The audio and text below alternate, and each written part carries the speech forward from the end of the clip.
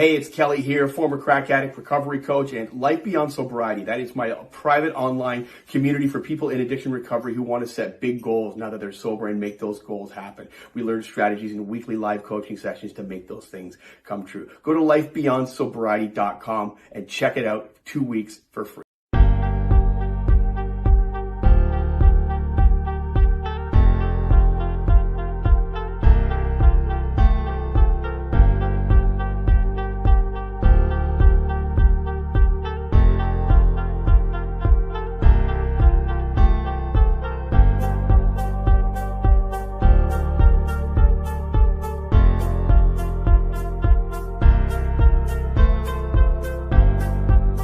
Hey, it's Kelly here, former crack addict, recovery coach, and Life Beyond Sobriety. That is my private online community for people in addiction recovery who want to set big goals now that they're sober and make those goals happen. We learn strategies in weekly live coaching sessions to make those things come true. Go to lifebeyondsobriety.com and check it out 2 weeks for free.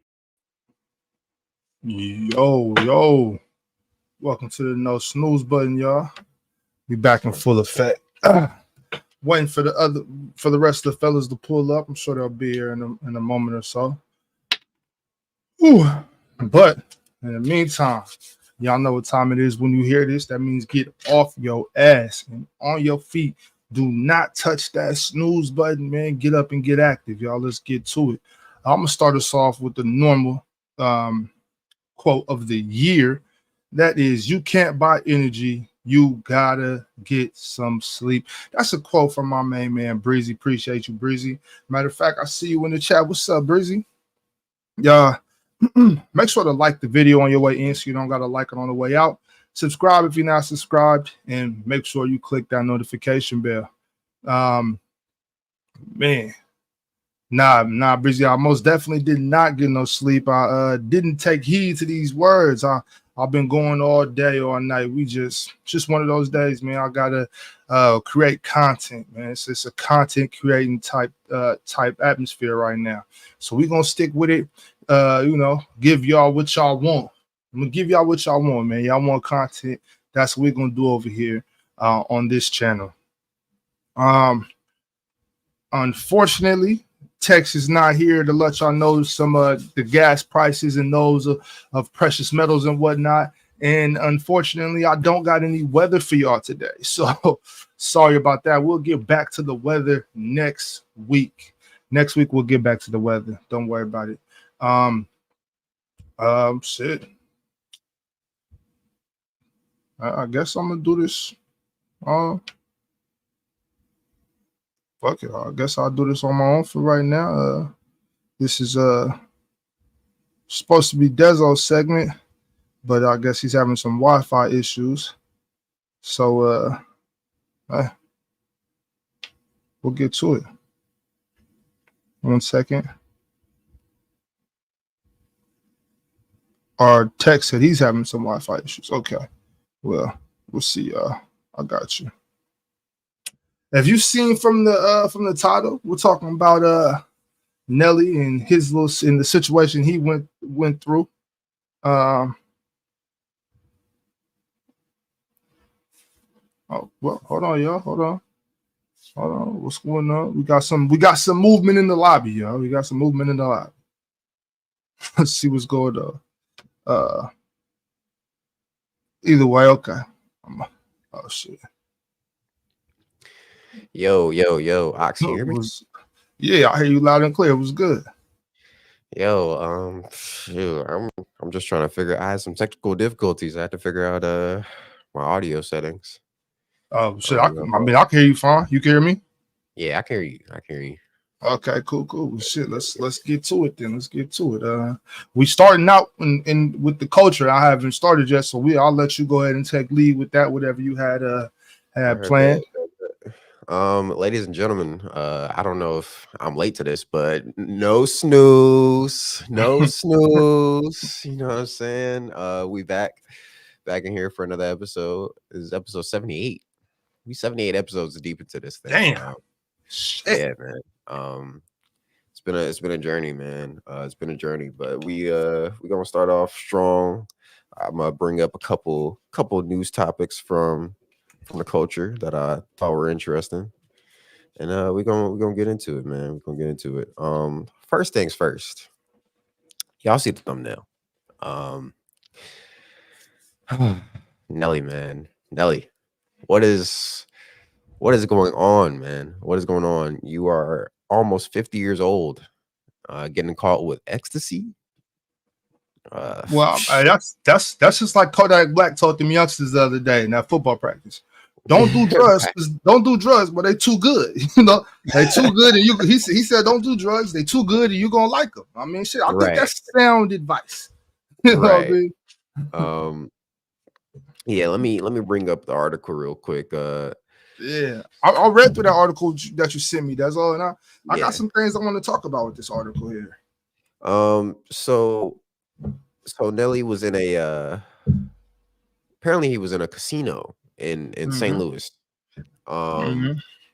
And he was arrested Wednesday morning on an alleged drug possession charge. Missouri State Highway Patrol took the Hot in Here rapper. It's crazy that thing. That's crazy. But that's the whole reason. So he might have been arrested for that possession, right? But the whole thing was they searched him after running his name and coming up with the driving without insurance. Yeah. So they were looking for a reason. They were looking for a reason for sure. They got him at first on the drug possession, but yeah, like I said, they found an outstanding warrant for not having proof of insurance from a previous traffic stop that Nelly had. What type of bullshit is this? So they hit him with the double. They got him for twice the. But this is a casino that he frequents. He's won jackpots at this casino. He's performed in the amphitheater multiple times. They said when you win jackpots this size that they have to run a check. They got to run a warrant check on you. And he like, that's bullshit because I just won a jackpot here last Monday. Right. Yeah, it's crazy because you know that's the thing. Like when you're this famous, like rappers, like cops are gonna be out there looking for a reason to get you. You know what I'm saying?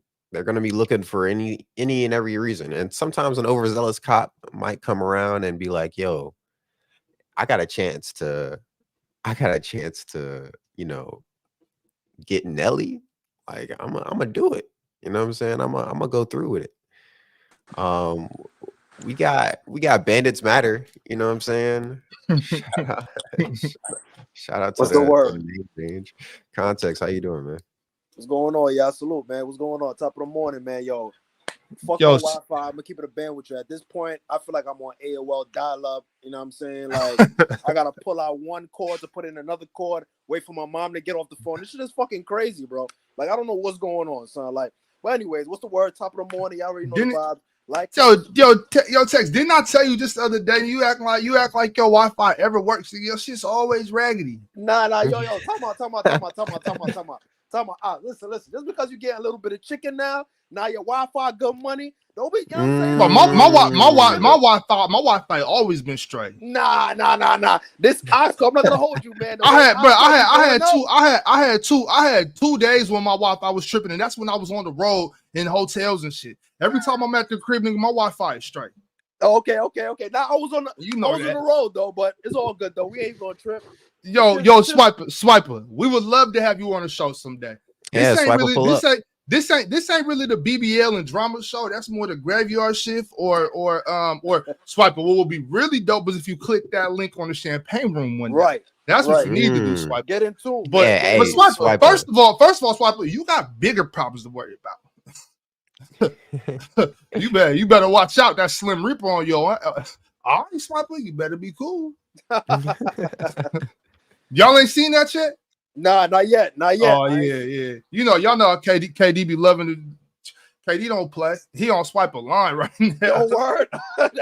As he should be though. Shout out to the Slim Reaper, man. Hooping in the Olympics, man. Speaking of which. But wait. Hold on. Let's stay focused we on on this. Yeah, we on Nelly right now. Context. Oh, We read the article. You know what I'm saying? After reading that, I'm like, yo, they was targeting a rich black brother. You know what I'm saying? Yo, Ox, what the yo? Oh my god! No. Yo, chill. Look, I mean, chill out though. Tex, look. Did you read it? I read it. I read the article. So look, I'm gonna run it down to you. He wins the jackpot. Okay. He goes to get his money.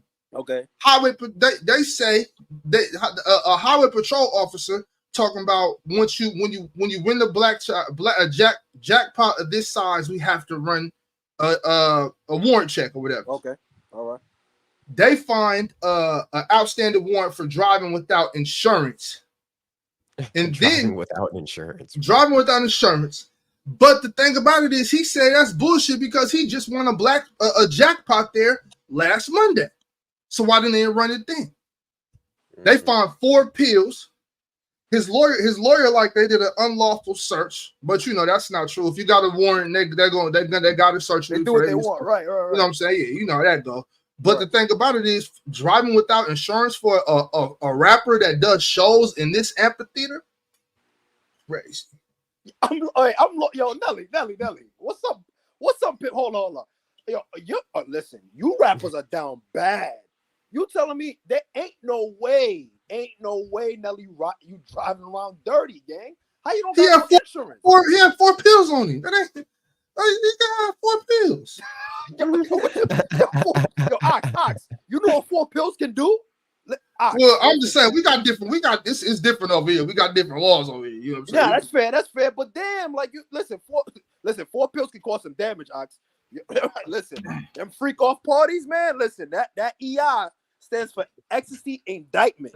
That's exactly what that EI stands for. Ecstasy indictment, boy. You're wild, well, you know, he probably just like he probably don't feel safe popping them rhinos. You know what I'm saying? So he like fucking. I'm gonna stick with what I know. You know what I'm saying?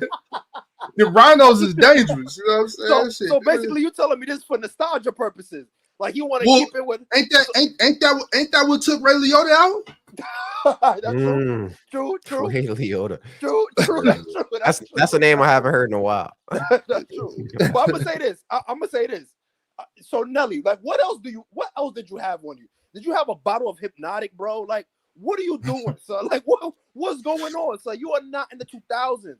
You and Ja Rule gotta get it out of your heads. Y'all not in your prime anymore, bro. Stop it, son. Put the ecstasy down. I ain't gonna lie. I was fully expecting to come in here and you know be like, Nelly, what are you doing? You got a baby with Ashanti on the way. Like you got responsibilities as a father coming up. You know what I'm saying? We let the jokes fly. You know, now that I hear the article, like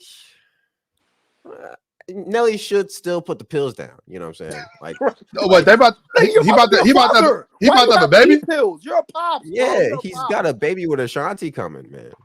Man, like they 60 years old having babies and shit. Hey, the way Ashanti look. It don't matter what she look like, Dezo. When the baby graduates high school, they're gonna be in their 70s. Hey, chill out. Ashanti was fine as hell when she was still a baby, you know, baby making eggs. Like, is she carrying the baby herself, or she got a surrogate, or what? No, she carrying the baby herself. She carrying that thing herself, man. Now she looking for hold on. So, yeah, what we not gonna do, Ox, is throw Ashanti slander. I don't know. I'm not slandering Ashanti. I think she look good as fuck. I'm just saying they're 50. Yeah, they are 50. Still work. Respectfully. I was gonna say context. Respectfully. I'm not saying that it don't work. I'm just saying, man, that box about 60 years old. Like, what you think is gonna fall off when the baby come out? Like, what do you? It's still. we violating Ashanti, bro? I'm not violating Ashanti. I'm not concerned with it falling out. I'm just saying, like, I wasn't expecting this because she's old. That was not on the bingo card. Yeah, she looked good. Yeah, she looked good as hell. But there's no way she's under 44. Like, she's definitely 45 or older. That's for sure. She's 40. She's 43. She 43? turns 44 in October. October what? October 13th. Oh, that's the day after my birthday. Okay, yeah, she a lucky Libra.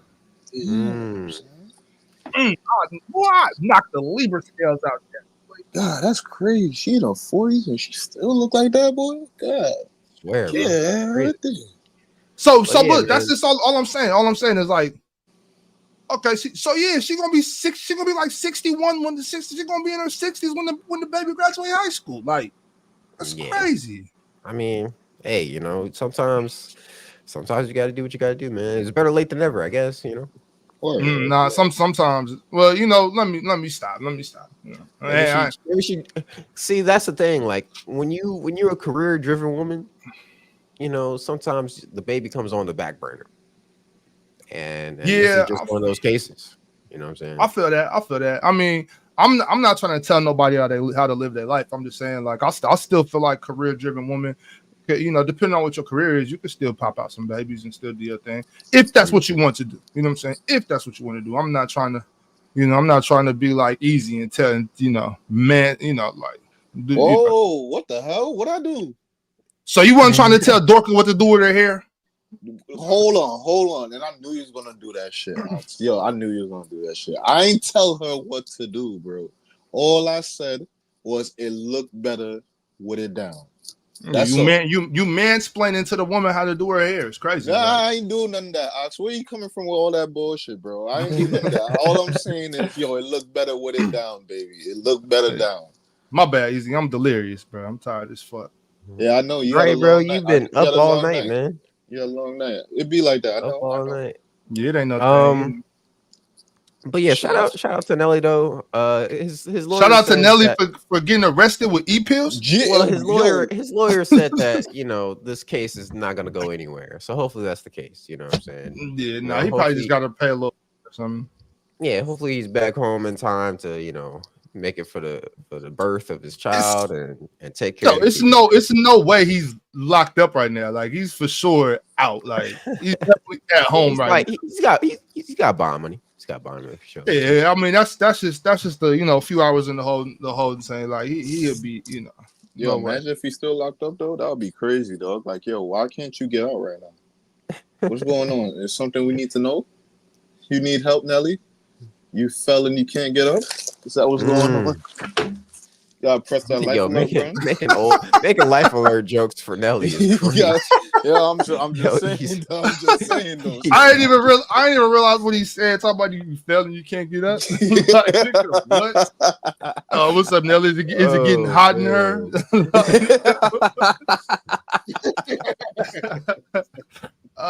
Yo, what's next? Yo, Ox, you already know what's going on. That was a wild time to be alive, yo. Listen, it's either at the time, the Chip Drill era, the Chingy era, the Ludacris, that whole era, son. You was either the combination of ecstasy and the Incredible Hulk was either going to get you arrested, pregnant, or probably dead. What did Chingy do? It was a wild time. Yo, Izzy, nothing chilling out the Holiday Inn. Nigga, that had shit going. Come on, bro. Chingy was fully involved in all the fuckery. Nah, the Holiday Inn. Nah, yo, Ox, I'm fucking told you that was a wild song, son. That was a wild song.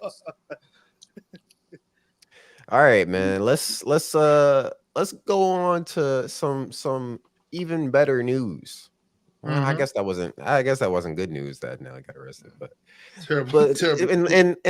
In lighter news, you know what I'm saying? Nelly, do better. That word, do better. Do better. In lighter news, the man who fatally shot PnB Rock has been convicted.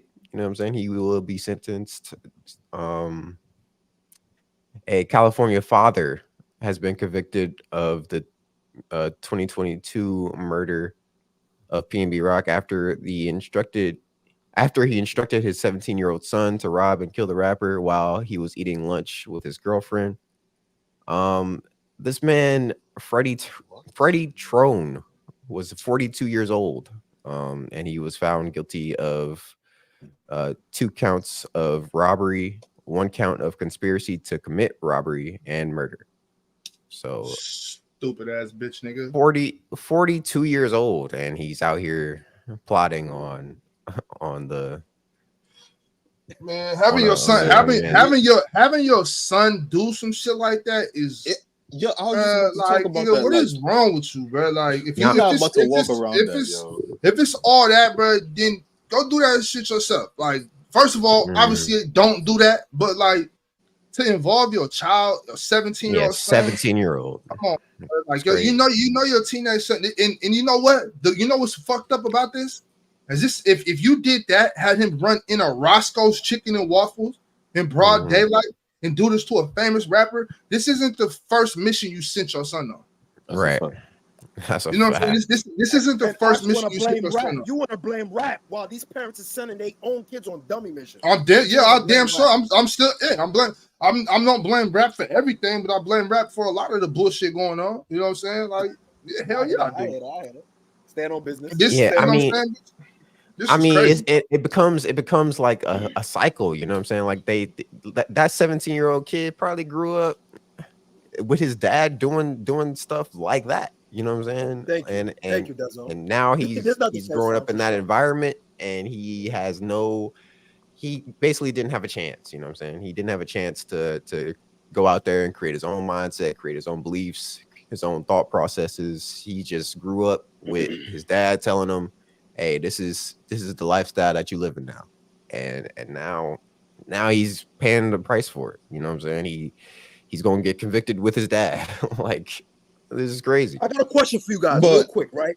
I got a question real quick. And I'm curious, like, what's your thought process, right? Do you think that as the generations has further like gone on and on, that you think that there's more arrested development? Like, you're seeing like a lot of either mothers and fathers dumping their problems on their kids, and their kids have to grow up faster than they should, or like in terms of like, you see parents like living vicariously through their kids because they didn't really, you know what I'm saying, maybe they didn't have like a good childhood growing up, and now they have a child, so now they're trying to live their childhood through that. You know what I'm saying? Like, do you think like we're seeing more of it? Out of every 10 families, how many like parents do you think is like has arrested development? You know what I'm saying? Like out of every 10 family, like we say like 2 of every 10 parents in the black, you know what community? I'm saying? Like, what would be our estimation? In this generation? Right. Are you saying in the black community or just like overall? It could be overall. Let's do overall. We could do overall. Well, I think it's a lot higher than we think, bro. I'm thinking upwards of 7, like 7, 6, 7, bro. It's not 8. Damn, more than half. So wait, 7 out of 10 families? Yeah, bro. I think it's like it's sick, bro. It's sick. It's really sick out here. I think family dynamics are they're just fucked nowadays. Like, yeah, it's just it's bad out here, bro. It's bad out here. The family nucleus and everything, it's just all fucked up. Right. It's for sure bad out here. Like, I think I don't think it's that high. I think it's more like 10, 7 is crazy. I think it's more. Son. I think it's more like 4 or 5. Where does it? Yeah, because I was thinking like maybe 4 or 5, because maybe because you see a lot of families, obviously, like single mother rates are growing at an exponential rate in the United States. But I think that's going to change with the more knowledge that we learn about like how important having a family is. Now, obviously, there's going to be, guys out there that are still, all for themselves, selfish, like not really caring about being a father, or, even mothers that don't really care about being a mom. You know what I'm saying? Like, there's some moms out there that don't care. Bro, it's really sick, bro. It's really sick. It's really sick. We got fathers that that that were some of them were early bloomers and want their sons to be out here chasing bitches the way they were, or late bloomers who wasn't getting no pussy until they was in their mid-20s, and now they trying to live vicariously through their sons and do this and teach them all this and that. And then you got daughters, and then you got daughters out here that really hate their fucking daughters and are jealous of them because they got, they still got nice fit young bodies and they shit is saggy now. And wow, you got it's a real thing. It's a real thing. You got mothers out here that are so jealous of their daughters they fucking hate them, and they think, and even if they don't got a perverted boyfriend, they think that their boyfriend might want their daughter and shit like that. And then you got mothers that's turning the blind eye and letting their boyfriends fuck their daughters. And then you got mothers out here that subconsciously want to fuck their sons because they just that's my king, my prince, and I love him and shit like that. I never had a man love me, and now I want my son to love me. And now, you know what I'm saying? It also works the opposite. It also works the opposite way too. Like that, you got sons who grew up with like bad moms, and like their minds are like, yo, I want to marry my mom or something, like or some. That's because these sick ass moms be out here walking around in their panties in front of their sons, twerking all around them and shit, doing sick ass shit, kissing them on their mouth and all types of weird shit, bro. Twerking in front of them and shit. It's sick out here. I've been seeing a bunch of videos on like just social media of like grown women just twerking in front of like 5, 6, 7-year-olds. I'm like, bro, what are y'all doing? Because these women, not all women to be a blanket statement, but there's women out here that are sick and they want attention from anybody that can get it from. And that's what, and sometimes even at the own detriment of your child. You don't give a fuck about the detriment of their child. Right. And they might fuck them kids. That's how they looking at it. And they might fuck them kids. I'm not gonna lie to you. Like, so like a mother being jealous of her daughter because she's still looking good. Like, I ain't gonna lie. Bro, easy. That's damn near the norm. Like that's so normal. Like that's not even like a rare thing. Like a lot of mothers hate their fucking daughters because they're jealous. And you know how that's true is because sometimes when you'll be out and you'll see a mom and daughter shopping together, and like some guy will come up and flirt with the daughter, but the mom will get jealous and be like, why like I still look good, why isn't he flirting with me? And that's a sick mentality. That's a sick mentality. Well, and that's when you see mothers and daughters going at each other. The mothers are yelling at their daughter, talking about you're a slut, get your fast ass in the house, type this and that. When the little girl probably just, you know what I'm saying? I'm talking about teenage girls right now. I'm not talking about 23-year-old daughters that's hanging out there. I'm talking about teenage 15, 16-year-old girls who are dealing with bitter, jealous moms. You know what I'm saying? It's weird. Like, it's weird, bro. And like I said, bro, we seen how many times have we seen where it's grown, like these women are letting their boyfriend do things to their daughter. Crazy, like bro. on some shit, blaming their daughter. Like, what did you do to him? You fast that, you know what I'm saying? Like, right. Yeah, you know what I'm saying? That shit is a normal back in the days, bro. I remember you used to see it like on like you would see them. It used to be funny. I used to always say it in my head, like I used to see them show like them situations, like if you ain't go to school and then more obviously more in the mornings and shit like that used to pop on, and they always have them random like outskirts. You're like, yo, some these fast ass joints, like they're like 13. I want to get pregnant now. Like, yo, wait, what? Oh like, yeah, what the fuck? Like, or the moms be hating on the girl. Like, I'd be like, yo, son, I thought them shits was like movie scripts. Like, and then the more and more you start to see, like, there's a lot of trauma out there, bro. There's a lot of trauma that people have not unpacked, and it's unhealthy. Like, they're just trauma dumping onto their kids. You know what I'm saying? And whether it be through they are like being too aggressive in wanting their picking their future for them. Like, yo, you're gonna go to school, you're gonna go to college, you're gonna do this, you're gonna do that. Like, trying to schedule their life for them, or where they just take the hands-off approach. I don't give a fuck. You know what I'm saying? Either pull too hard or they let go too soon. You know what I'm saying? Like, there's no real good balance because the person hasn't healed yet, bro. They're fighting demons themselves. Yeah, it's weird, bro. So that's why my number was so high on that question you asked, Tex. It's a lot of sick shit going on out here, bro. You got you got single moms that got sons that got 4-year-old sons that's dressing them up. You know what I'm saying? Got them looking like little drug dealers and shit. You know what I'm saying? Right. Like dressing them up as right, dressing them up as the man that they want. You know what I'm saying? Like, shit's or the nigga that left them. Yeah, let that little nigga run around and have fun and shit. You got him, you know, calling him king and dad and shit like that. Like, bro, stop doing that shit, bro. Like, real shit's weird. That's what you're right though. That does give the kids like whether it be like they don't even know what's going on. They have like unpacked like thing that's going on to them, and they have unreal expectations of themselves, the way that they look at their body, the way that they look at their mental, like, you know what I'm saying? Like, that could have like future like impact, and you have no idea how could it affect them. Like, yo, yeah, listen, go get therapy, go get fixed up, go fix yourselves before you try to recreate, bro, like procreate. Like, it's not like not everybody should have kids, yo. That shit ain't it. Yeah, facts. Yeah, man. But once again, justice has been served, you know. Obviously, rest in peace to PnB Rock. PnB Rock show. We definitely got him, man. We got him up out of here. But one thing too, rap niggas stop doing interviews talking about you can go and do what you want to do in LA, because you can't. Obviously, you can't. Yeah, make sure.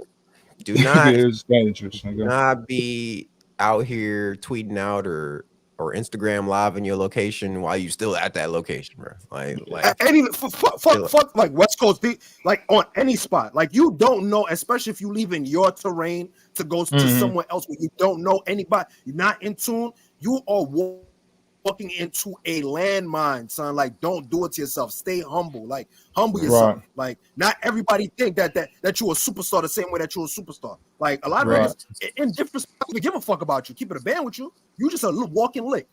Be humble. Yeah. Man. Be humble. I mean, we all none of us are invincible, bro. Nobody. And plus, when you decide, if you do decide to travel out, know where you're going to. It's good to know the environment that you at. Because if you knew better, you would know you wouldn't go to a Roscoe's and to catch a quick chicken bite. You'll say, "Fuck that." Son. Especially with I believe they went to the Inglewood one, yeah. And you know that Roscoe's is right off the freeway. Right. Like, you know what I'm saying? Come on, son. So like, yeah, but I don't know. But like, I ain't never been to that Roscoe's. I'm gonna have to go to. You know what I'm saying? I ain't never been to a Roscoe's chicken and waffles. Period. Oh, yeah, I think you want to go to that one. That's all. Yeah, maybe not that one. No, you cool. You could go to that Roscoe's. Like, you just, you know what I'm saying? You could go. You good in most places if you just know how to act, bro. Like, right. Yo, Ox, he was beefing with the guy. Like he was beefing with son already. So I'm like, yo, I'm gonna come and take that off your neck, bro. He said, come and take it, pussy, and then boom, like. They took it, bro. They took it. Yeah. But right, so let's move on into some news about. Let's get political real quick. You know what I'm saying? Let's get political. Obviously, you know, Donald Trump has been making his rounds. He was just on the streamer Aiden Ross's stream. You know what I'm saying? He was on Aiden Ross's stream. Yo, this thing is amazing, son. Shout out to Aiden. You know, Free Tory. Yeah, shout out to Aiden. You know what I'm saying? Free Tory. You know, the crazy thing is, you know, Donald Trump obviously being the troll that he is, he came out to 50 Cent some mini men. which is something that nigga, bro. Why did he come out to it? Like, Desert, why did he come on? Why can't like they put the music to it? Why yo, the narrative you just try to spin is crazy just now. That's what happened. Is that not what happened? No. The song was playing in the background and he walked out to 50 Cent. What you just said was, yo, does Trump decide to walk out to 50 Cent music like he had control over that? We don't. Well, I'm sure stuff has to be cleared. You know what I'm saying? Like if he didn't want, I'm sure if he didn't want to walk out to that, then he wouldn't have. No, it doesn't. Right. These niggas are streamers, content creation. They will. Yeah, you still as a streamer, there's still many contracts that have to be signed. Yeah, I'm sure. There's conversations that have to be had before they go on Exactly. stream. No matter what, like Aiden Ross isn't they gonna had play to a figure song out. without Donald Trump's permission to play that. And not even Donald Trump. Donald Trump probably isn't in any of those talks, but it's his what you call his staff, his staff. You know what I'm saying? Yeah. His whole staff was Aiden. Like, yo, Aiden, have fun, but this is what you're not gonna do. This is what you're not gonna talk about. This is what you're not gonna ask about. We're not talking about Stormy. You know what I'm saying? Like a lot of, it's a couple things. Don't be in here talking about grabbing pussies. You know what I'm saying? We're not bringing that up. You know what I mean? Like all that type of shit. But to throw the bag on him, like, I decided to walk out to 50 Cent. Nigga, Aiden could have brought that up. Yeah, cool. That ain't no problem. Yeah, he probably did. And with that being said, he walked out to it. He came out to it.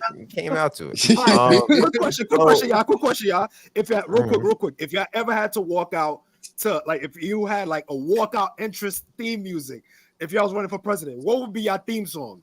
Oh shit.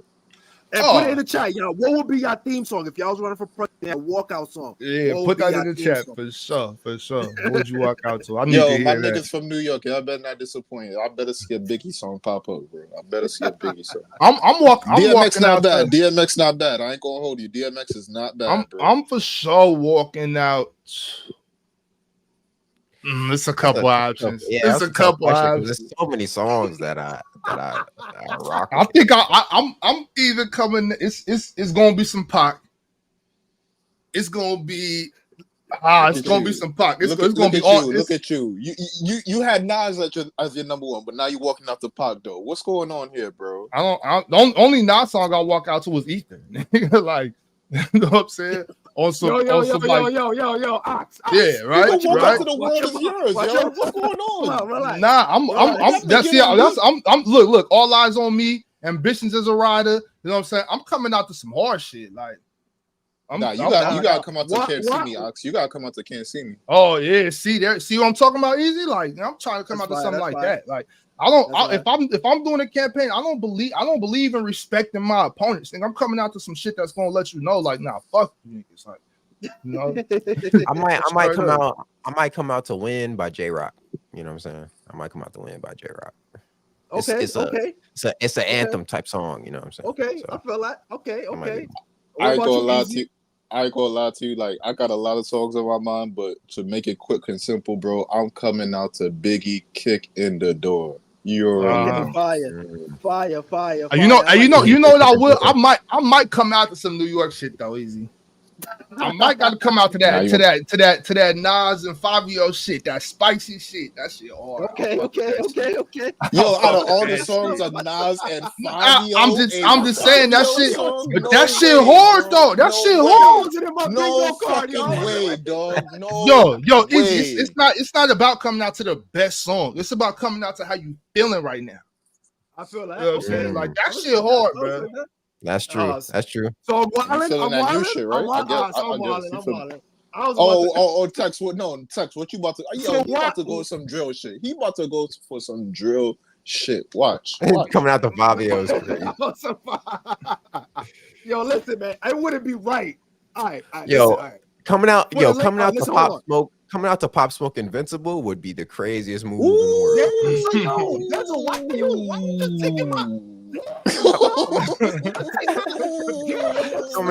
Coming out to Invincible by Pop Smoke would be wild. I ain't gonna lie. Bro. Yo, here we go. Hey, yo, Toast got it. Toast got it. Yeah,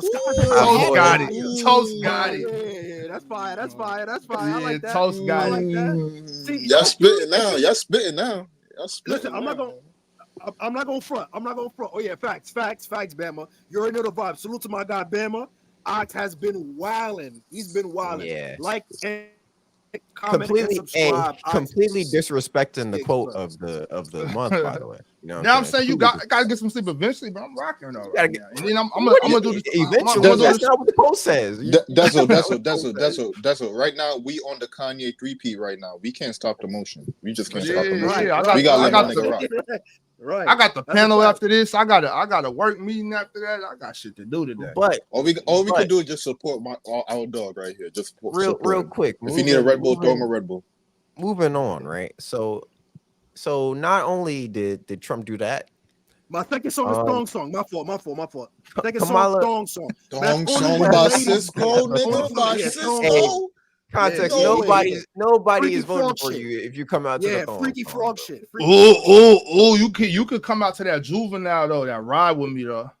So what? Come out, my man is good to ride Start with. grinding on cheeks. Yeah, I'm grinding up there. Fire. But wait, what did Kamala do? What did Kamala do though? That's all. So, is it Kamala or Kamala?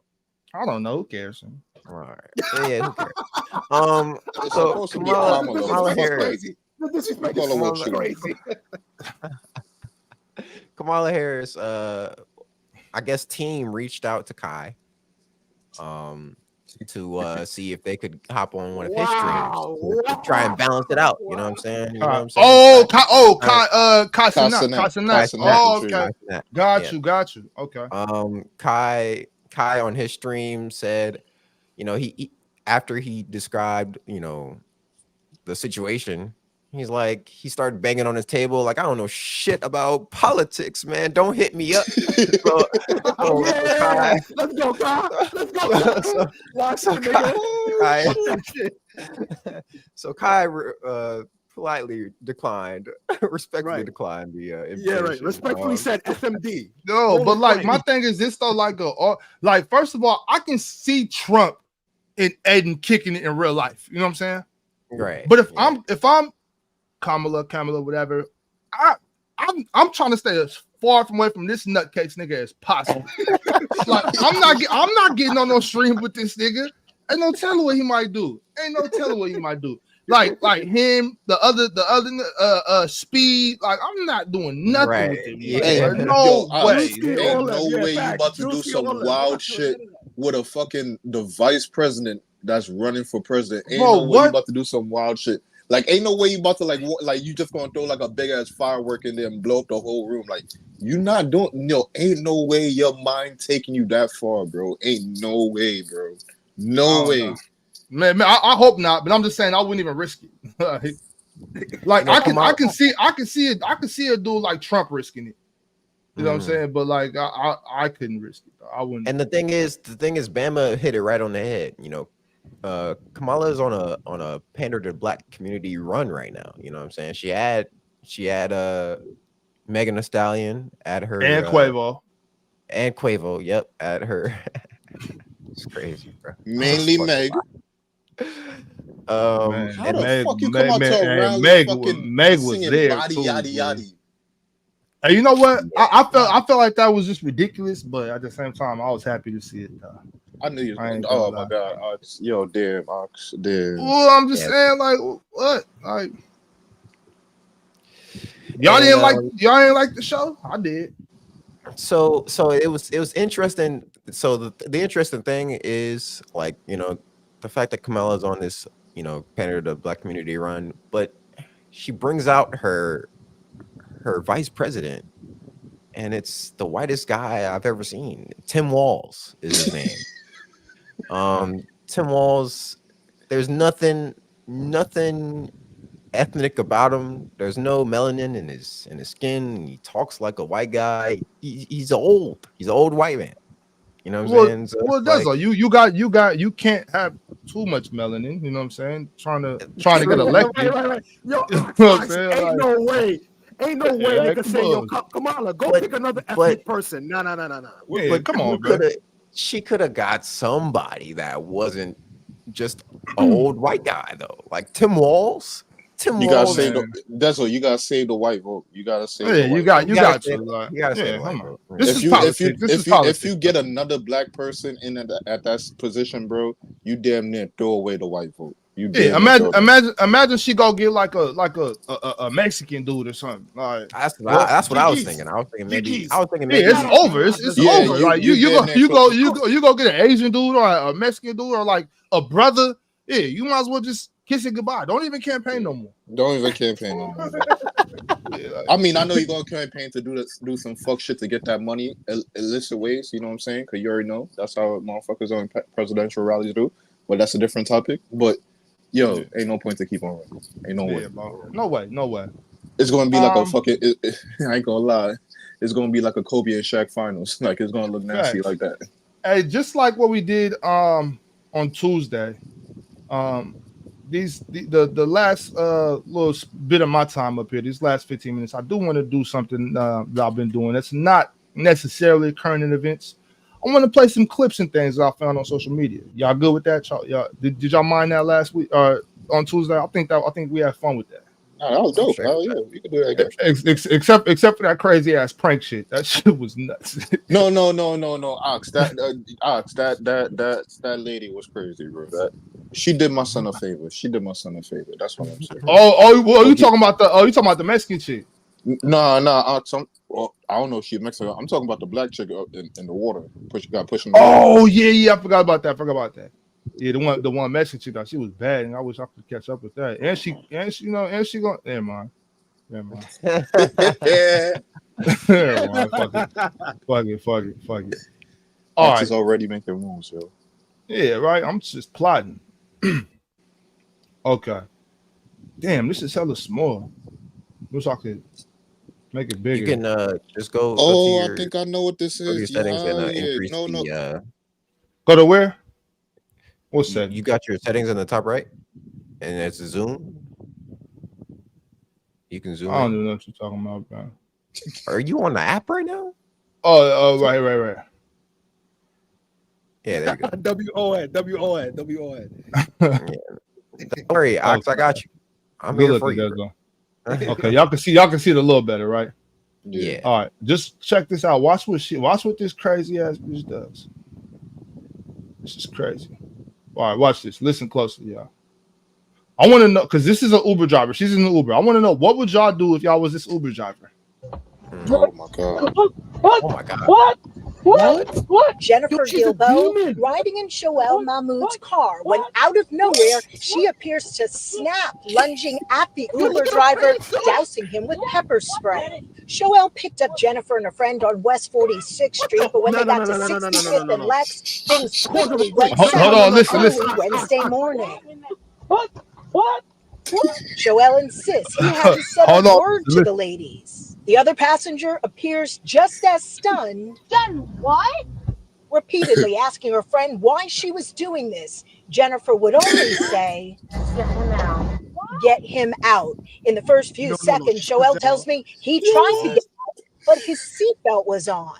Police did arrest Jennifer. She's charged with assault and now has a lawyer who at this point is not commenting. At this point, it's not commenting. Don't even got a response for that. All right. So wait. I want to go around the room. Easy. If you the Uber driver, what are you doing? Yo, first off, I'm not gonna lie to you, bro. Like, if I'm getting blindsided like that, I don't know what the fuck to do. Because I'm not gonna lie to you, you blind at that point, bro. Yo, she caught you off guard, bro. Like, she caught you right in your face with some fucking mace. Like, oh my god, dog, nigga. You ain't hear my son? My boy was yelling for help. Like, what? You don't understand what's going on, bro. That's what's going on right there. Yo, what? Yo, Tex, how you going? You going out? Let me just say this. I'm gonna say this. This is a disclaimer.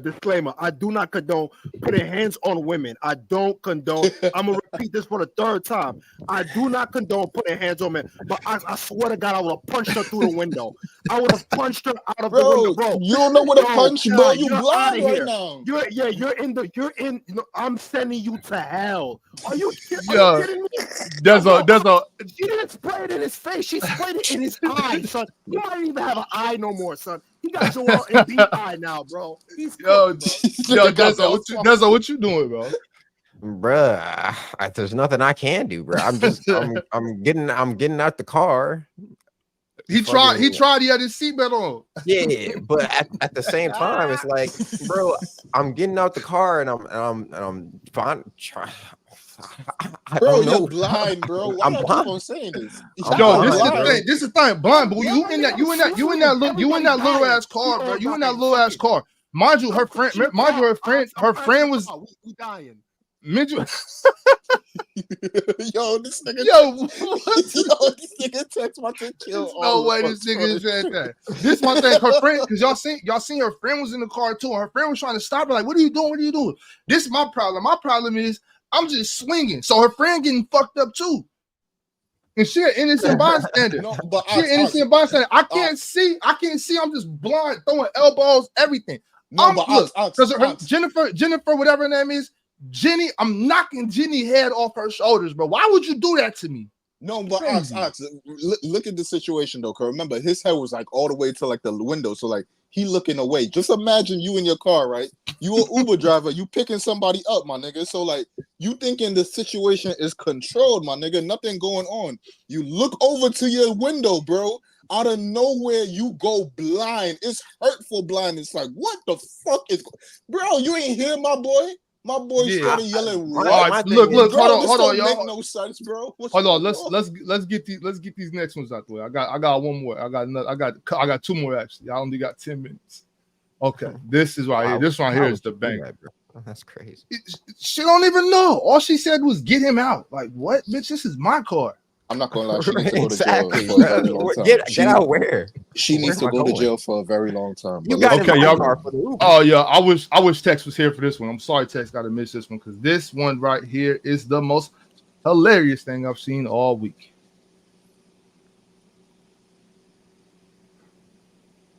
Oh, Michael Jordan's son spotted snorting a white powder during a poolside lunch. He ain't even trying to hide it either, bro. He just out in the open way. Well, that's so. Let me say this: if he out in the open way, that means he probably do it regularly. He just didn't think niggas were on his ass this time. Like, yo, why right. niggas taking a picture of me, bro? Like, why am I going viral right now? Right. So, so this what's y'all take on this? It's, is that it? Like, well, if he's doing it open, that he probably does it often, or what? Damn, Marcus, yo, I ain't gonna hold you, dog. You fake going outside, dog. Like this the one that messed with old girl, or did mess with old girl? Yeah. That's what Laura Pimpin, right? Yeah. Okay. I don't know what to call her, bro. I ain't gonna lie to you. I don't know what to call her, bro. Okay, so there's that, right? But hold on, it gets better. Because of course, Lil Duval got to tap in. Why y'all tripping off Michael Jordan's son doing coke? He's Michael Jordan's son. That's what he's supposed to be. He's supposed to be doing coke. Hey, Lil Duval, shut your ass up. Yo, Lil Duval, shut your ass up. You see, but hold on though. That's my text you late. Did you see this text? Nigga, what the fuck? Nah, what the fuck? No.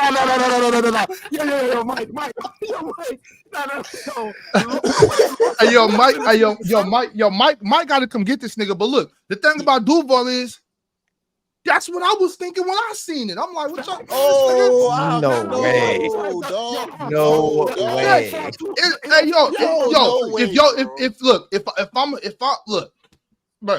if Michael Jordan was my pops and I wasn't as good at him as basketball, what y'all think I'm gonna be doing? I'm gonna be out here doing coke fucking bitches. Like, you see, that's that bullshit right there. That's that bullshit right there. It's not that bullshit. I'm Michael Jordan. If you supporting that, you better not say nothing about rap music. I'm not saying I support it. I'm not saying I support it, Easy. I'm not saying I support it. All I'm saying is that if I was him, I would be doing lunch. I would have a bunch of white girls in front of me and a bunch of white bitches around me. You know what I'm saying? I'm talking. No, well, they didn't get them in the picture, but I'm sure they're in the pool though. He's poolside having lunch. What I'm saying is, if I'm Michael Jordan's son, I'm most likely got a nice plate of Peruvian. I'm talking about fish scale. Like what? I'm not gonna hold you. That's not looking like that Yala. That's not looking like that Pierito. You feel me? Like it's not looking pure. Because hold on, how are you eating and skiing at the same time? That's not. All right, let me not say too much. Let me say this. The thing is, context. You said Michael Jordan got to come get him. Nah, Michael Jordan should move far away from him. Stay far away from that. That's his child. I did my best. You still alive. But I'm talking about y'all. Look. Y'all think y'all?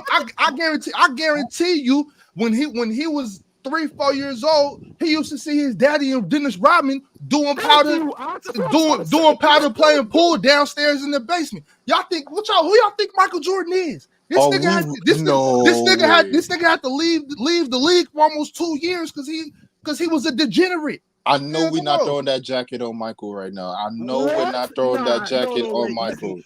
Easy. Are we really about to throw that jacket on the man? Yo, listen, easy. You're wilding, bro. Come on, bro. Let's not be naive, easy. Come on, man. If we're gonna throw that jacket on that man can't be the GOAT, man. He can't be the GOAT, bro. You can't be the GOAT because you did a little powder. You can't be the GOAT, bro. Everybody that done took the white girl in sports got an incredible boost, bro. Do not lie, bro. Do not lie, bro. Everybody, bro, text. So you're saying that's basically everybody that take that shit, Alex. Everybody that take that shit, that's not even an athlete, get a boost that they could do things that they could never do before. If you're doing that, bro, you are automatically excommunicado from Gold Talks, bro. You out the building. You John Wick without the building.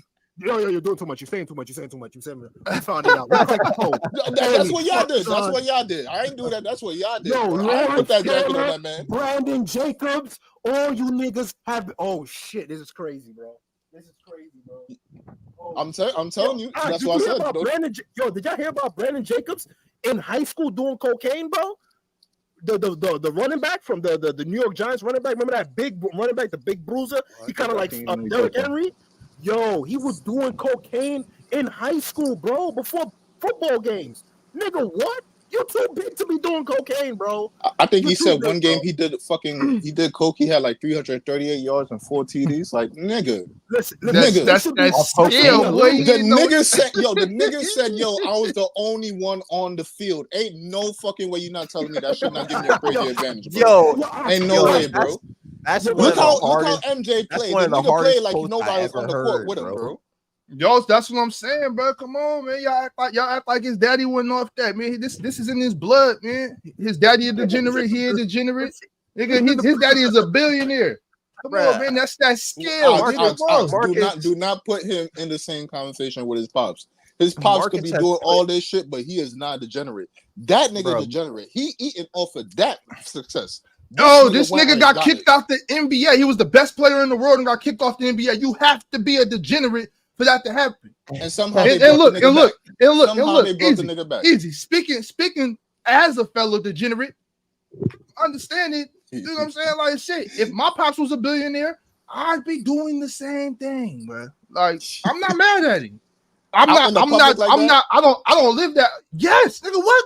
And on top of that, I don't really know if that was in public. You know what I'm saying? Like that, I think that was kind of like at like a private situation, and somebody just snagged the photo. You know what I mean? Like it's no way he's just doing that. Like, you know, at a random restaurant. You know? It ain't no random shit. You know what I'm saying? Like, no, hold on. That's pretty wild, bro. I ain't gonna lie. Like, he's done more damage to his father's legacy than him being the owner of the Hornets. Like, I don't think this damages his father's legacy at all. Like what the MJ like, man, that little nigga don't got nothing to do with me, man. That nigga's a nutcase. Look at the jacket y'all trying to throw on the man, bro. Michael Jordan being known as a bad father might be worse than him being a bad owner. You know what I'm saying? You think he's a bad father? Right. His son's out here doing cocaine. So that don't mean he's a bad father. Yeah, his son's out here doing cocaine and fucking his ex-teammate's wife. Like what I'm saying is, what I'm trying to get y'all to understand is, I feel this little nigga up. Like shit, I'll be out there fucking Larsa too. Like shit, why not? Somebody got to do it, Easy. God, man, somebody got to do it, dog. All right, so let's just say like you have somebody that's like a friend to your father. You could call him like an uncle. You fucking his bitch? That's his ex bitch. That's still his bitch, dog. That's She's still everybody, walking bitch. Like, that's that pussy for everybody, nigga. I'm gonna give you some too. Why true. not? Oh my god, damn, Ox, damn. That's nigga. That's look. I'll be like, yo, pops. That's your ex teammate, not mine. So you gonna think about me, boy?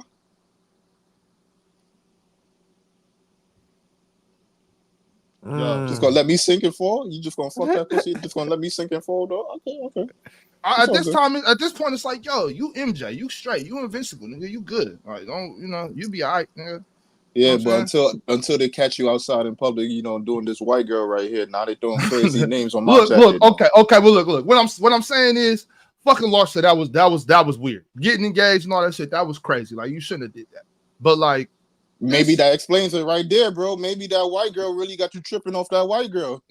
That's a bar, Easy. That's a bar, nigga. For real. Let's really talk about it. This nigga talking about showing my true colors. I'm not showing. I'm not out here doing it. No, yo, Juan, I know. Juan, I know, but I'm saying though, no way. Bro. All right, I gotta go though. All right, Ox. Ladies and gentlemen, make sure you like the video if you are headed over to Player's Choice, man. Make sure y'all like the video on y'all way out. Me and Easy, we gonna hold it down. I think Tex texted me saying, you already know we don't hit CNN right now, so the Wi-Fi blew out. Texas Wi-Fi is a little shaky, so we may see him, may not, but me and Easy gonna hold it down. You know what I'm saying? Yes, sir. Yeah, but you already know how it goes, fellas. You already know how it goes. When the Wi-Fi blow out, you already know you gotta do a hotspot. You gotta hijack your neighbor Wi-Fi. So things are happening right now. We making things happen for you right now. Oh shoot, we got Bama saying he'll pull up. Let me go ahead and send out the invite. You know what I'm saying, Bama? You are free to join, my boy. Free to join. Yes, sir. Let me see. But other news, shout out to my man Ox, man, going on the road, man. Like I said, dropping off the Kanye 3P. You already know that college dropout late registration. Right now, he in the middle between college dropout late registration. My man he gearing up right now. You thought it was over? We still got more content coming out. Shout out to my dog. He rolling right now. Yeah, Ox is rolling right now, man. He's because he basically. Yo, he basically did a 24-hour stream. He basically on that road right now. Yeah, I mean he's about to go on to play. He's about to do the panel right now. It's crazy. He's about to go on PC and he about to hear from Morris. Morris about to lose his spine on him. I ain't gonna lie. That fucking graveyard shift. I ain't gonna lie. Shout out to the graveyard shift. Make sure y'all tap in. Tap in. Woo. Easy. Is there anything that you that's been on your mind this week, man? Anything on your mind this week?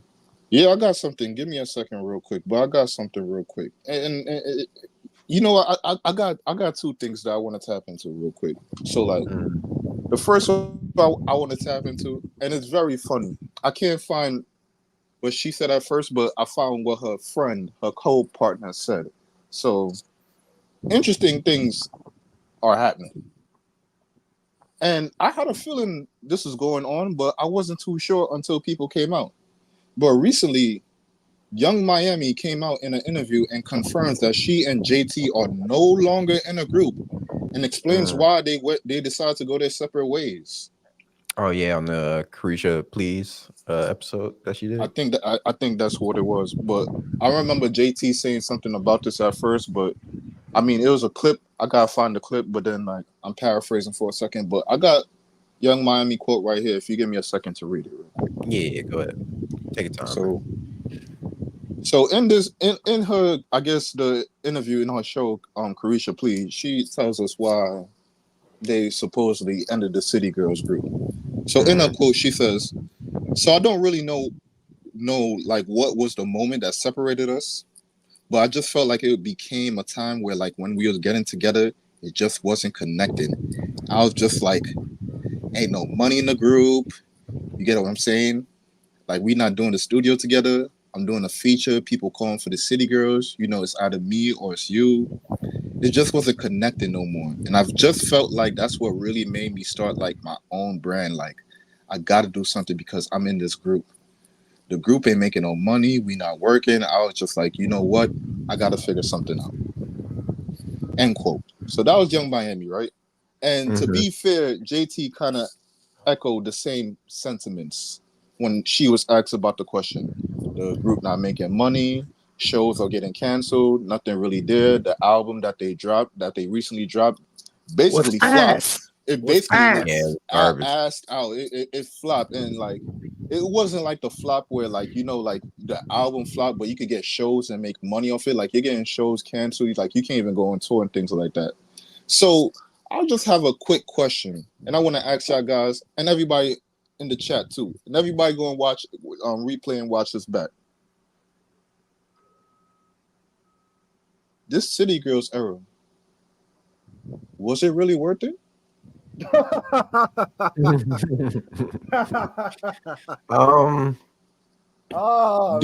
bitches broke apart, and now one is with a nigga the whole time, and she with a crazy ass nigga that do all type of shit. Nigga think he live in an anime, and another one try to deny it, but she was a full-time side hoe to what we know now is a fucking deviant of a monster in life. And she probably had to see some of the shit that was going on, but just acting like she didn't see shit. She wasn't even a side. She was just. We're talking about. I'm being nice with it. I'm being nice. I'm being nice with it. I'm not. She was a sex doll. She was in the for fun only zone. You know what I'm saying? Right. Facts. That's all. But we already saw this though. Like we already saw and to answer a question easy. It definitely was not worth it. But we already saw it from the beginning. We already saw that, this is not going to last long. This whole tricking, I'm a hoe. I'm going to see if I can find a simp. I'm going to get a nigga to choose up on me. We already knew that the music wasn't going to last long itself, right? We already saw that coming from a mile away. Even, because let's really think about it. Cardi B was already making that music. Like the music was already being made. But look how she transitioned. She had to mess with Offset, trying to be a mom and all that shit. You get what I'm saying? Like, and still getting violated. Like it just shows you like what Offset can't stop cheating on her, bro. I don't know what it is. Hey, First of all, let's get this straight. Salute to Offset. The niggas salute to Offset. Salute. Listen. If I keep doing the same thing, and you see me doing the same thing, and I violate you in public, and you keep coming back to me, you're a bozo. And you from New York? Like, come on, Cardi. You should be tighten up, son. You from New York, and you don't see this shit from a mile away, you're cooked. But anyway, back to the point I'm making. City Girls, to easy point, this was in my opinion, a way to just push an agenda. All this did was skew a generation of girls' minds to think, oh, I could do this. I'm gonna wait for a basketball nigga. I'm waiting for a rapper nigga. I'm gonna try to trap the nigga. Like, you see what I'm saying? It's just a reflection of what the times was. This music reflected the mentality of, I wouldn't say all women, but the agenda they was trying to promote to women, especially women of color. So it wasn't worth it, no. But the after effects, what they wanted to do work, it definitely worked. It worked. Look where the fuck we at now, though, from the after effects, though, Tex. And now this group not even together no more because ain't no money into it. So what the fuck we even saying now, bro? You could see it from a mile away, though, Easy. The setup was there. You had little Yachty writing your raps. What the fuck, little Yachty? No disrespect, because obviously Drake loves Yachty's writing. But what I'm saying is, hey, not too much. I'm just saying, like, my thing is, like, we saw the play. We knew like this wasn't gonna last long. We could tell, like, the rapping was subpar. You know what I'm saying? Like, it was picking some good beats and it was making catchy songs. And the girls loved it. They were shaking their ass to it. So guys was like, all right, fuck it, we're gonna rock with it. You know what I'm saying? Same thing with Sexy Red. Like, you know what I'm saying? Like the ability to have. Now the thing about it is that at least Sexy Red is trying to. Are you trying to justify Sexy Red right now? I'm not justifying. No. I'm gonna say the difference between her and why she's still being relevant versus the City Girls. The City Girls was frauding. They were trying to create this lifestyle, this rich lifestyle. I'm gonna trick on I'm gonna get a nigga to trick on me. Blah blah. I'm up. You know what I'm saying? Now you complain that you're not making no money. What happened to all the tricks that you had? What happened to all the things that was giving you money, flying you out, all that shit? You don't got no No niggas to make y'all act up no more. What happened to all that? Ali put Sexy Red talking about she from the gutter. She's still in the gutter. You see what I'm saying? Like she ain't make herself more than what she was, and that's why it's still gonna remain with her. She's able to at least still be somewhat, you know what I'm saying, like relatable. The City Girls was not relatable to begin with. You was pushing a lifestyle that only but so many females was doing. Although it grew, the trend grew, but come on, son, like this shit was, we already knew it was doomed to fail. But the agenda worked. The agenda definitely worked for sure. My fault to be long-winded because that shit is really bothersome. That shit is bothersome. Go ahead, you hit it on the head, bro. Like, I think it was still worth it for JT. It definitely wasn't worth it for Young Miami. Like, Young Miami got the biggest L out of the group, period. She ended up with the Diddler. She got a show that is on the Diddler's network. Like she got the short end of the stick out of this. JT, at least JT, you know, she got the hot single with OK, you know what I'm saying? You know, her and Uzi are still together. They still going strong. You know, she's no, they still going. They was just in a video together. But I think JT still has marketability. So I'm not really too worried about JT, but yeah, Young Miami's cooked. When you say marketability, like in terms of what, like in like the same type of like in rap or like definitely not transition. Definitely not as big as she was with the group, but she can still, you know, sell. You think somebody gonna book her? You think somebody going, because remember, Dezo, like you could sell records and stuff like that, like, but more times than not, like them doing shows and pop-ups and things like that, that's where they get their money from, because that's the hand over fist right there. Mm-hmm. So do you see like places like really booking her to show up? And then like we gotta remember like it's a difference between booking them to like show up and then do a show, like do a song, like do a set. So like, do you even think a place is booking her? She still has friends in the industry, you know what I'm saying?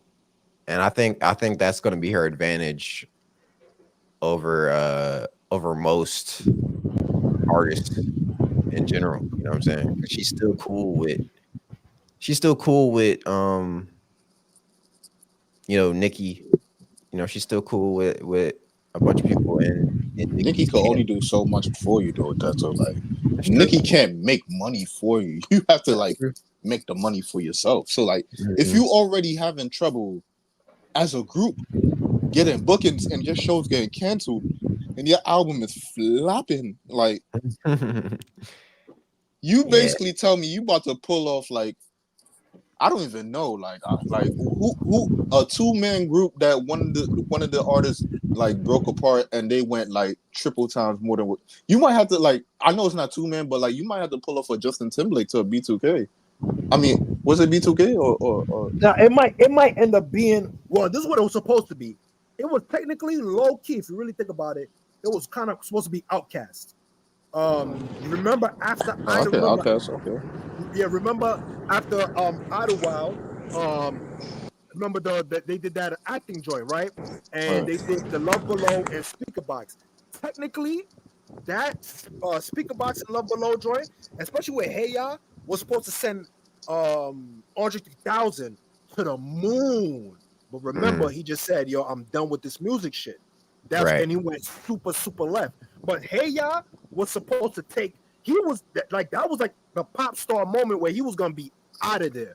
But I think he just realized, yo, this industry is not what I wanted it, or whatever I was looking for out of the industry, I didn't get out of it. So I'm just gonna be weird and make flute music and shit. So now we have so that's where we at. Yo, my guy, what's the word, Bam? What's salute, my man? What's good, man? What's good, y'all? What's good? Crew, Diesel, Easy, Tex, my brother. What's good with you, man? What up, Bam? Yes, sir. What's the word? Yes, sir.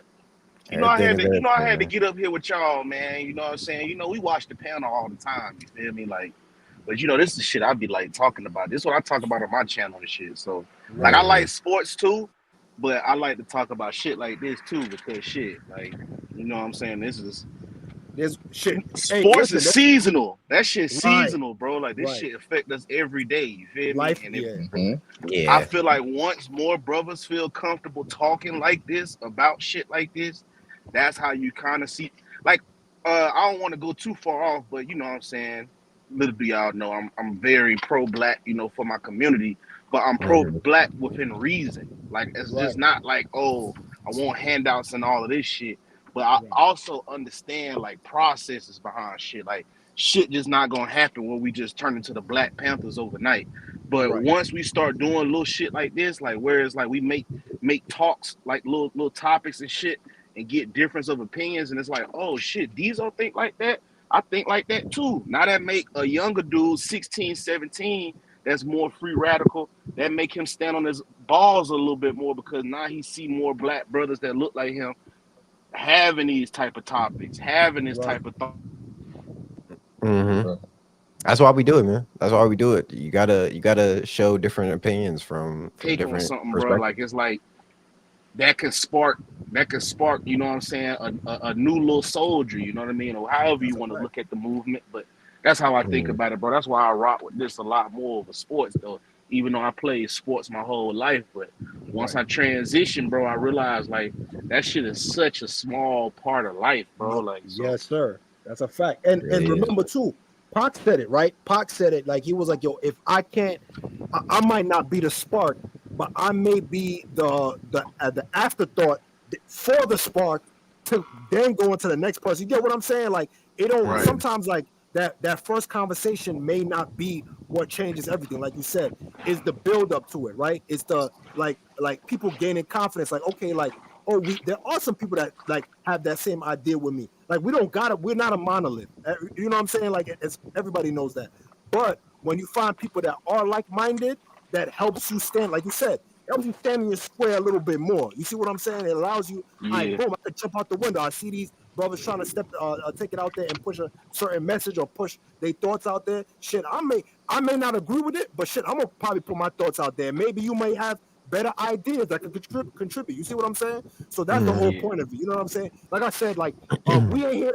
We don't got all the facts. This is a hood CNN show. We are here to be corrected. If there's something that we missed out on, that's what the comments is there for. So definitely like, comment, and subscribe. Let us know what's going on in your city, your town, and your community. If there's something that we either misrepresented about, misspoke about, if there's data that says otherwise, feel free to have those conversations, whether it be on a graveyard shift or shit. We might drop a link. And shit, you see how Bama pull up. Shit, we could have the people come and talk to us if there's something that you guys are passionate about or something that we may have misinformed y'all about. Let us know what's going on. But yeah, look, get back to what y'all talking about. My fault. Yeah, Bama, real quick, if I know you just pulling up, is there anything in the show that really sparked your interest, really got you thinking or wanting to pull up? Like what in the show? you know, besides just really fucking with y'all, bro, it's just a lot of this shit that's going on. Kamala tap dancing Harris. Um, I mean, Speak on it, man. Speak on it. I mean that shit just be weird. Like I said, I put the message down there. Just vote for your local representatives and Hmm. councilmen and all those type of people. Just because we don't even elect the president, I want people to remember that. Like, so I feel like this shit just be distractions. Like, just hear me out real quick. So you know how they go up there, like the Democrats, they come up with, oh yeah, we got these policies that we gonna implement and all this shit, and then the Hmm. Republicans come with these policies and shit. In my head, how I think about it from the presidential standpoint, I just think about it in the New World Order standpoint, because they already told you we was in the New World Order a long time ago. Like this Hmm. was way back in like 2001. They was already talking about that New World Order shit. Cool. Bill Gates was talking about it in 2008, how we was gonna get up a population control and COVID, all that shit come. So when I think about it, I think about it on a global scale, and I think, what if the Republicans and Democrats are just telling you what they finna do in general, regardless of whoever get elected? Like, you know how they was trying to attach Project 2025 to Trump, and they was like, "Oh, we vote for Kamala, they ain't gonna let it happen." Where when if you look at Kamala Harris' record, like she's withheld evidence from police officers wrongfully killing citizens when they was on trial. So like if you think about police reform and cops being able to get off scratch-free, even though Trump might be attached to 2025, like is evidence, like is evidence proving that Kamala Harris will more so support police reform in that manner than Trump would. Like, even though if both of them did support it, you see what I'm saying? What I be saying from a standpoint of when you listen to it, just listen to it in general, bro. Like don't they like take the Republican, take the Democrat, take all of that shit out of it, bro, and just listen. All of this, they telling you they plan of what they trying to do, whether it's 5 years, 10 years, whatever down the road, bro. But they get us so caught up in the tap dancing. You know what I'm saying? They got Trump on Aiden Ross. They got this bitch over here, Quavo, Meg Thee Stallion. Like, they trying to like get you caught up in something, bro, to where we miss out on the fine print. You see what I'm saying? Like, it's a small print down there at the bottom, and they telling you, bro, like, this is everything that be going on, bro. Like, so that's why I really be like, when people be getting caught up, is she black? Is she all of this, bro? I be like, bro, that shit that is don't like matter. a distract. That shit don't matter. She could have been purple, my nigga. Like, I just feel like this shit is much more greater than what we entertain. And I be trying to get people to stop entertaining the low level shit, bro. Like, don't even entertain it. Because first off, we don't even vote for them. Like, who is your electoral college official in your country? Like, I mean, in your state. Like, you really should know that person. Like, people be talking about Charleston White, though, but when you watch Buddy interviews, like, he really be knowing them people. I be like, oh, shit. Like, that's something that us as black people should take more pride in, than more so than, you know what I'm saying? We don't look into that on Bama. We don't look into that. Of course we don't. You know what I'm saying? I know we don't easy, but it's just like, bro, like that shit is just way more. You know what's funny, Bama? There'll be brothers like you telling people this, and it'll go in one ear, out the other. Like when you go and tell them, like, yo, your vote only matters for a popular vote, and it only serves to fucking, like, basically you're a dog and we pet you sometimes. So like if you give a popular vote, more times than not, we might have to go with your vote, but we don't really have to go with your vote. Like, and that's been like happening in recent years. So like when a brother like you come and tell people that, it goes right over their head. They don't care because they believe what they want. Like, no, I do what I want, and this is how I do it. Like, I don't think people really understand the electoral college system, the electoral and how every state really matters to like the system. Like, I don't think they really understand like when people really like, all right, this presidential candidate is going for Florida, Texas, Arkansas. Like, I don't think that's processing in their mind like how it tallies up. Yeah, because they think that they like, oh, these people in these states get to choose. Like, no, when they say that, they mean the electoral college. They trying to sway that person. Like, that's why it was such a big deal. Like, I couldn't remember who it was. I think it was Trump. That was like the first time the electoral college was damn near all Republicans. So that's why they was like, he was gonna win it. You feel me? Like that, and I don't think people really understand to what magnitude. That's why I say vote for your local officials, bro. Like, cause them go be the people. Like, after a while, they work their way up into those positions. So if you think this type of way, you gonna want a mayor or a senator that have your type of youth, and you get to elect these niggas like you, and they get longer terms than the presidents. That's what really be throwing me off, bro. Like, people be so concerned about the president when really, if you just think about the structure of it, in 4 years, my nigga, like, how much do you really think you can do? Like, do you think that this nigga can do more in 4 years versus this state representative that has this seat for 20 straight years or but 8 years? People don't understand the laws though, so they don't know how long and like the trials and tribulation you have to go through to get a law passed. Like, they just think anything can happen. Like, you get into the seat and you could just be signing bills left and right into effect. Like, oh yeah, black people, you want reparations? I could just sign that shit right now and just make that shit happen. Oh yeah, y'all want more jobs? Hey, yo, I could just sign. Yo, let me find the paper. I could get a pen and I could just sign that shit right into effect right now. Like, it don't work like that. But people don't take the time to really understand that. So they just go with their biases and they preconceived notions. This is what I'm saying. And I think you really touched on a great part. Like, I don't think people really understand like why like some presidential candidates, they're doing more for certain states than they do for others. You know why? Because that state might be the deciding factor to push them over. Because your state, we already know what y'all gonna do. So I don't really need to, unless I feel like we could sway your vote. We don't really want to sway your vote. But those states that we could sway their vote and they have a bigger piece of electoral college and how the votes add up. Yeah, we're gonna pull up to your city, act like we're gonna give you the impression that we're gonna do something for y'all. Mhm. And then when it comes time, shit, we got too much shit going on. We got a lot of shit swamped up, so it's gonna be hard to get to y'all. Now, there's some states that do get their due diligence, but there's a lot that don't. Right.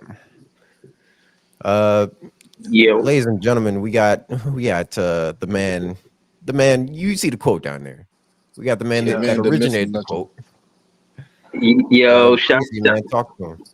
Yo, man, first and foremost, I know this is one of my favorite shows. Big Ox Court is creeping up there as one of my favorite shows, but this is still one of my favorite shows. And it's because everything that Bama said, I would just be reiterating what he said.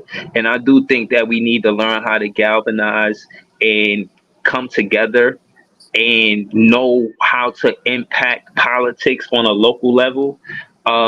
You see a block where it need a speed bump because kids play on that block. Come together and put a speed bump on that block so it's safer for the kids. Start thinking about politics on a local level, how you can impact it.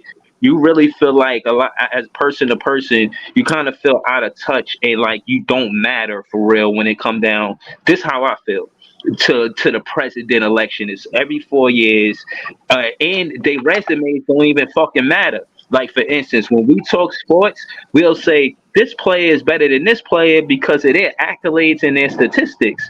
But when we talk politics, we don't get into accolades and statistics. Because if we did, we'd be like, wow, why should I even vote for this person because of what they did in the past? I don't agree with that. I don't agree with a lot of the stuff that they did. But for some reason or another, we don't even know how the people become whoever it is they give us to elect. They just put people in front of us and say, all right, that's what it is. Yeah, exactly. So in that being said, again, to Bama's point, try to focus on a local level. You know what I'm saying? Try to focus on what you could impact in your vicinity. And to add to that, also you should know what the three branches are. What's the executive branch? What's the Senate? What is the I forget the other one. What's it called? Legislature. Right. So you got three different branches. You got the Senate. What is their job? What do they do? And to Easy's point, how long does it take? And what is you know what I mean? Who's holding them accountable? If things get done or not done, do they still get the same? Like, how does it impact them if they don't appease us? If they supposed to appease us as a people? If we supposed to have a say in the matter, you know what I'm saying? Like, things count, things matter. And, I just think that a lot of people aren't politically savvy because it's not it's something you have to put effort in. It's not nothing they put in your face and say, okay, this is what you want to do. Like, we want you to know this, like a curriculum. Like, you don't have to know this, and you can just live your entire life not politically savvy. You know what I'm saying? But a lot of the things that happen and people who, you know what I mean, kind of making things happen or not happen, they know politics. They know political science. You know what I'm saying? And I just think shows like this can inform the people by chiming in, pay attention and putting something in the chat or join the stream. Try to be less evasive. Try and judgmental. Voice your opinion, even if you don't think nobody's going to agree with you. Still voice it because. And if we could communicate with all respect, even if I disagree with what you just said, I could still speak on it without you feeling offended, just because I disagree with what you said. And I think this show it opens the door for people to be informed about being politically savvy, and I love that show for that. So thank you. I just want to piggyback off of what Breezy said, though. So, like, in my personal testimony, so I work up at a college, you know what I'm saying? I got a program for Black students, Black African students on campus, pretty much give them resources they need, whatever it is, scholarships, books, all of that shit. But I was a part of athletics on the campus or whatever, and I see like how a lot of the athletes got treated. You know what I'm saying? 85 of them was homeless. Out of 350 athletes on the campus, 85 of them was homeless last year. So God I was damn. just talking about how they treatment is for us, you know, people not walking them through financial aid, you know, where to live, like X, Y, and Z, like what you should do when you get ready to get an 18-year-old coming from wherever. I'm in California, you know, we get kids from Florida, wherever, Pennsylvania, whatever, and they come out here to play football, right? When you, all y'all up here know the way your critical thinking was at 18 is not the same as it is where y'all at the age right now. Nowhere So close. it's a lot of the stuff like you had to learn. You had to learn how to write a check, all of this other type of shit. But I will say this, Breezy is correct. But one thing I would tell y'all with what I'm saying right now is you gonna have to like the change you want to see, like even if you do vote on it, you might have to put in some. So for instance, with the athletes and stuff, I had to be the person that call them. You feel me? Now when they come to the school, I'll be up in the computer lab showing them how to do their shit, making sure they getting whatever they need. You know what I'm saying? Like I'm starting out for that, but they finna have a position in place soon. But in order until the position get there, you know what I'm saying, I had to be the change that I'm looking to seek, you know what I'm saying, on the lower level, because schools is set up pretty much like the government is anyway. You got to go to a board, you got to talk to people that you normally don't talk with. These people ain't never played sports before. You got to show them where the money benefit is, like, oh, we spending this money, all of this shit, a lot of pushback. But I just said that to say this. Even when you start doing this thing, I don't think people understand. You gonna have to do some of the groundwork too in order to be that change that you wish to seek in your community too as well. Right. Yeah, that's facts, man. That's facts. You know, that's why I love having, you know, deeper discussions whenever I'm at work or something and I'm in my break room and we start getting into, you know, deeper discussions. I you know, I lean forward, you know what I'm saying? I'm always like anxious to, you know, get into the conversation because, you know, not only is it a benefit to discuss these things, it's a benefit to learn something that you may not have learned before. You know what I'm saying? I treat it like, you know, I'm talking to my OGs, you know what I'm saying? I'm talking to people that are older than me because I'm always interested in learning something that I haven't learned before. You know?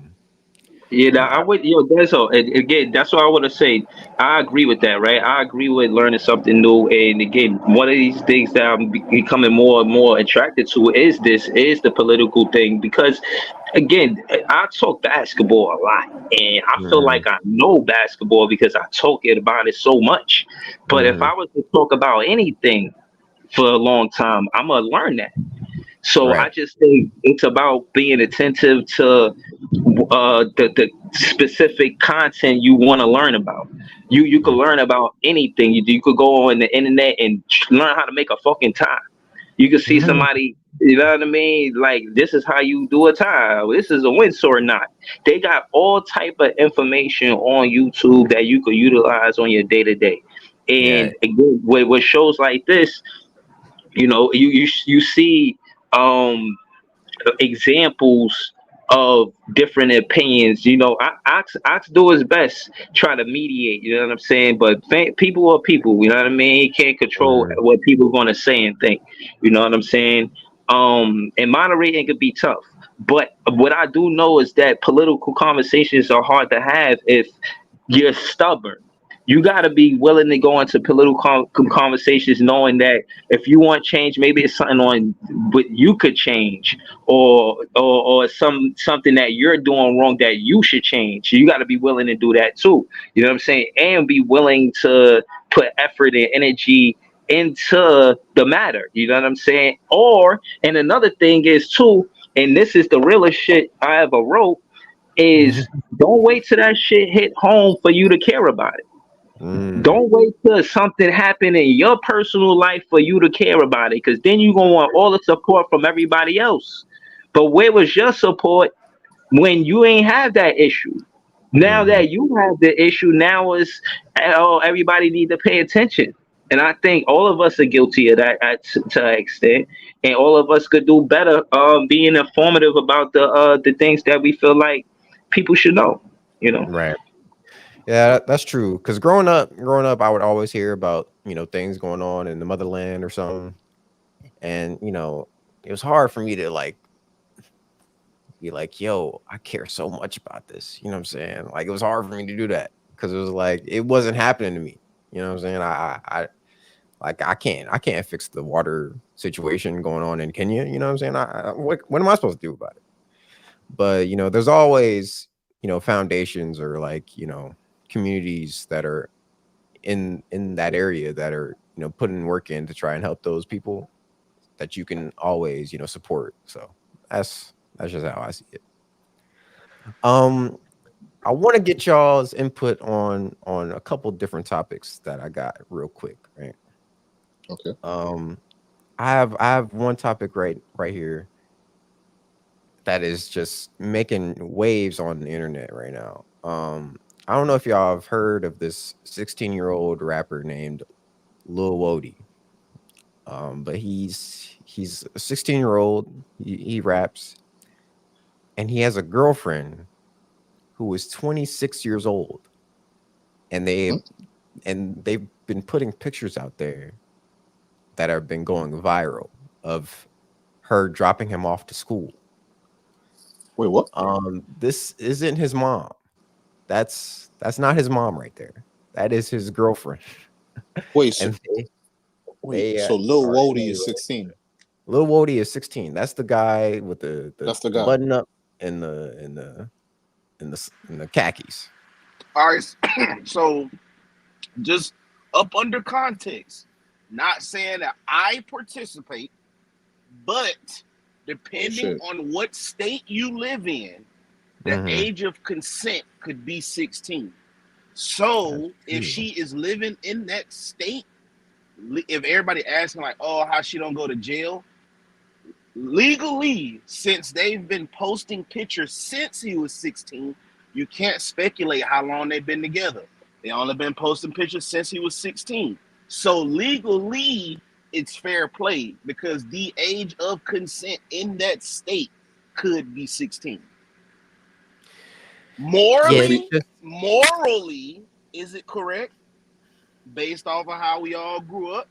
No, because we thought 18, but legally, and even in some countries, y'all, legally, the age of consent goes all the way down to 14. And you can Google this. This is like public knowledge where you can look age of consent by state and country, and they will show you throughout the whole world the age of, and that shit is also mind-boggling because it's one country, I can't remember the country, their age of consent is 21. They low-key got it right. But it's a lot of places, it's like 14. I'm like, 14. But I don't know about 21. I don't know about 21. Yeah, it's just interesting to see. It is. That because obviously people are saying if the roles were reversed and then this was a 26-year-old man dating a 16-year-old girl, and they posted pictures of him dropping her off to school, like that'd be crazy. That would be crazy, bro. That would be insane. But it did happen though, Diesel. It did happen when I was in high school, bro. The dope boys would stay dropping some of the baddest females, bro, in high school. Used to be getting out the car on 26s. All right, we used to be, and looking back on it, it was like, bro, them niggas is nasty, bro. Yeah, for sure. Like, go get a life, man, bro. It definitely did happen because I remember being a senior, and there was this guy who graduated 2 years before me.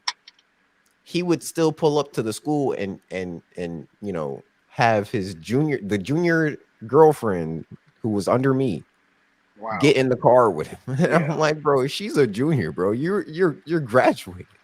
You graduated 2 years ago. That's mine. That's mine. That is mine. You hear what I'm telling you? That is mine. No. I don't need to look anymore. I sold out. That's mine. That's mine. But yo, hear what I'm saying though, right? Hear what I'm saying, right? Cause I done saw this thing from both ways. I ain't gonna lie to you. Pause. But like, I done saw like young girl, like she in high school, and an older nigga, dropping her off, picking her up. She fucking with a nigga like older than her. But at the same time, I done saw young nigga doing his thing, fucking with an older shorty, getting the benefits from that. Now, we already know the double standard here that's at play. If a nigga was doing that to a girl, all right, you crazy looking. But I ain't gonna lie, like I saw this shit firsthand. I saw like niggas like fucking with older women, and like it was a thing that was, it wasn't looked down on. It wasn't looked down on. So that's what I'm saying. So like, okay, so this is what I'm thinking from a standpoint. It is some 16-year-olds that are mentally advanced. You know what I'm saying? Like, I went to school with some dudes, like, they was getting good. They just knew how to talk to girls. But I will come from this standpoint. Me, myself, personally, right? You know, exploring all of this. And I got with an older chick. She was a senior, bro. I was in the 8th grade going to 9th. It was either she was getting ready to be a senior or she was a senior, already graduated. Anyway, bro, did what it do, bro. And I ain't gonna lie, afterwards, my nigga, I was like at school like for a whole week. I was quiet and shit. Like niggas was asking like, bro, what's wrong? Like I was like thinking about hella shit, bro. Like it really low key fucked me up. Like, and that's when I knew sometimes, bro, like it could be too early for a nigga. You're not ready for it, and you could get took advantage of. Like, yeah, just. Because I see it from the ways that they be like, oh, yeah, some of them kids do be victims. Like, when them grown teachers be on them and you be like, oh, bro, like, why would he tell? Like, because, bro, like, that shit really would. Because, like, at first, it's like, yeah, bro, I did want it. But, like, once everything went down, bro, it was like, oh, shit. Like, I it's didn't not know really what you wanted. Yeah, I wasn't ready. Like, I didn't know this was everything behind. And then, of course, as you get older, you know what I'm saying? You watch flicks and, you know what I'm saying? Like, of course, it catches back up, and then it's like, oh, yeah, I'm ready for this.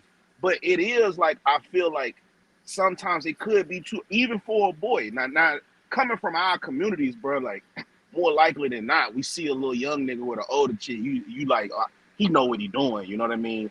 But I do see it from the other aspect of, yeah, that kid could be a victim, bro. Like, because that shit, man, that kitty pack a little power. If you don't know what you're doing with it, that shit pack a lot of power, boy. For real. Nah, I gotta from a parent perspective, I gotta agree. Either way, I don't want that for my son or my daughter. Shit, you talking 10 years as a teenager?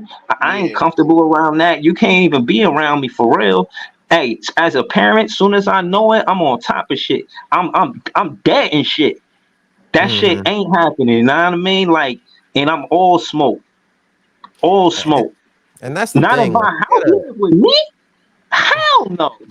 Like, you gotta wonder where the parents are. Nah, bro. Well, real quick, let's just not say like the gap is 10 years. Let's like put it something like a little bit more like reasonable. Hold on, like but no, that's just a specific example. He talking about the Yeah, that's the age gap between this rapper and his girlfriend.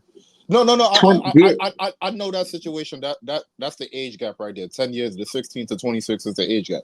But I'm talking for like in a different situation, like in a hypothetical situation. Let's just say like the same kind of situations happening, but like let's just say the gap is not 10 years. Let's just say like 5 years. So like the guy's like 16, but like the girl is like 21 or 22 or something like that. So like is that still a problem? Like, no, like this can't happen because like I know certain friends, and then like I even know my own father. Like if I go to my own father, like around that time, if I'm like 16 and I'm telling him like, yo, I got a 22-year-old girl on my line, like he not going to automatically run down on me and be like, yo, you need to get rid of that chick. Like what you doing? If anything, he might give me props. Like, yo, you caught that one. Like what you doing? Like he will kind of feel a little bit proud of me. Like you like, damn, oh, you finessing like that, little nigga. Like, but that's kind of easy. That's kind of like a toxic message to send to your kid, though. You know what I'm saying? Because it's still like, it's still quote unquote wrong. You know, like that age gap is still a little bit too much. You know, like you should, if you in high school, you should not be dating somebody outside of high school. That's my opinion. You know what I'm saying? So what if you're in high school, you like fucking like 6'3" already. You look like a grown man. You get it into grown spots already. You could do that like right now, even in your young years. Like you're a junior, senior, damn near sophomore in high school, but you could get into these spots and do that. Like, am I wrong for being able to pull a 22-year-old? Like, is she wrong for feeling me? Wrong. You're not wrong, brother. But the way she could manipulate. So, okay. So think about it on the standpoint of like this. So now, bro, you got to think. You hella young and you committing to a soul tie with somebody. Like, so now you can think about all the shit she could manipulate this kid to get him to do. Like that Duke basketball player. She made that nigga cut ties with his whole fucking family, bro. That's true. She went from babysitting that nigga, bro, to telling this nigga, you can't have no contact with your family. Now they married, bro. They got shit online where she was talking about something. She gonna be married by the time he get done with Duke and all of this shit, bro. That's what I'm saying. You put that WAP on a nigga, bro, like, that shit, bro, you know what it do to grown niggas, bro. It's grown niggas out here killing other men over some vagina, bro. So I can only imagine a young nigga, bro, once he get that shit, bro, she probably do some shit to him. Like, bro, you already know, bro, some females, bro, like, they really, you know what I'm saying, good at what they do. You feel me? Like, that's true. I did that. I be thinking about that, bro. Big 26-year-old woman probably put that monkey on them. Oh, so hold on. 26 is crazy. 26 is crazy. But go ahead, Breeze. Hold on. They got whole songs, Power, the PUSSY. Bama talking that shit. Listen, I want to say, again, think about it as far as just the relationship experience a 16-year-old is going to have and a relationship experience a 26-year-old is going to have. It's just not fair. You feel what I'm saying? And you I'm not putting my son or daughter in a disadvantage. I'm not giving them circumstances where I look the other way because I'm too shy to say it. I'm your parent. I'm going to say it. You feel what I'm saying? So, you know, I said that to say, I think it's imperative that a parent should be attentive to who and what they will allow, and giving that child self-knowledge before they even have sex. Like learn yourself before you have sex, because after you have sex, you're going to be trying to learn her and learn you and her, and your mood could be contingent on if she's in a bad mood. If she's in a bad mood, then you mad. So like your happiness is contingent on her because of the sex you having, and you don't understand none of that for real because you know what I mean? With a person with an age gap that's crazy, and that person could be just appeasing you and catering to have you hear whatever you want to hear, and you know what I'm saying. At the same time, you don't know how deep it can get. No pun. You know what I'm saying? You don't know how deep it can get. So, like, I would have my son or daughter hesitant and shy and reluctant to doing that, and I would question the intentions of a person that old trying to be with a person that young. Facts. And it makes it worse. Hold on, real easy. Real easy. Real quick, easy. It makes it worse too because he's a rapper, right? And she probably 16-year-old rapper. 16-year-old. Yeah, 16-year-old rapper. But she probably sees potential in him. You know what I'm saying? She probably sees like earning potential. Because there's no way she would get with him. Well, let me not throw the gold digger allegation on her, because I don't know her. But a lot of the times when a woman gets with a rapper like this, they see earning potential. So to see earning potential in somebody that's 10 years younger than you, like that's but Dezo, she's basically this is basically a what is it, a grooming type of situation. This is grooming. But let's be honest though, Dezo. Like, yo, if all right, I don't know like the rapper, I don't know like how he is, like what he doing, but like, yo, you a 16-year-old rapper, like you trying to put your name out there. Like, I could observe certain things from the young crowd and like know like what they're doing on their free time, if you know what I'm saying, like how they making their money, how things are being set up like this. So like, if you putting yourself out there like that, bro, like we gotta talk about at the fact, and I want to tap into this, like with what Breezy was saying. Like, yes, you could be a great parent, and you could always include yourself in your child's life, But at the end of the day, your child has a life. So they're going to decide and do things for themselves. So you could do the best job you can. And I'm not saying you won't, like, and y'all could be close as hell, but like, if your child want to do something sometimes, there's no stopping them sometimes because they just want to do that shit. It's just like, goddamn, like, you just intent on doing that shit right there. So, like, if he, like, let's just say, for example, like, for him, like, what happens if he, like, he likes this, like, he already done had pussy already, same age as him, but then he just shot up quicker. What happens if he is a part of the predator in the situation? Like, he's a predator too at the same time. Like, yeah, she's very older than him. She could be manipulating him. I'm not saying none of y'all not wrong on that front, but he could be a predator in the situation too and be like, yeah, I like this right here. I want to go for this. Like, I don't know. I know some of these young kids. They live a different life. They live a crazy life. I think me and Breezy not ruling it out because Breezy even said it. Like, you just want to make sure that your kid is finding out about themselves before they indulge in a relationship. Like, because like that would then hit on like because like I said, it is probably some 16-year-old. I mean, it is some 16-year-olds out there that them niggas is just mentally more advanced towards sexual relationships than others. Like, I knew cats like that, bro. Like, I knew a nigga 13 like was able to get grown women. He was a very bigger than the rest of the other 13-year-olds. That nigga was like 6'1", already filled out. Like, of course, like it is cats like that, but also on the invert, like think about like the other like us. Like if I would have got a bitch, you know what I'm saying? 26 at that age, you feel me? Like, bro, I would have been fucked up out here. Who knows what I would have been right now? You know what I'm saying? Like, but why would she wasn't take one of advantage of those you, baby? Why kids. would she just knew the situation? Because we keep on looking at the bad part of the situation. Like, yeah, this older person could be manipulating you and taking advantage. But what happened? That person knew what they could lose, and they try to do their best ways of tiptoeing around this situation and try to take care of you in the same light. I know it sounds crazy, but we have to look at the flip of the coin. I don't think in this situation, I don't think there's a situation where a 26-year-old could be taken advantage of by a 16-year-old. I just don't see it.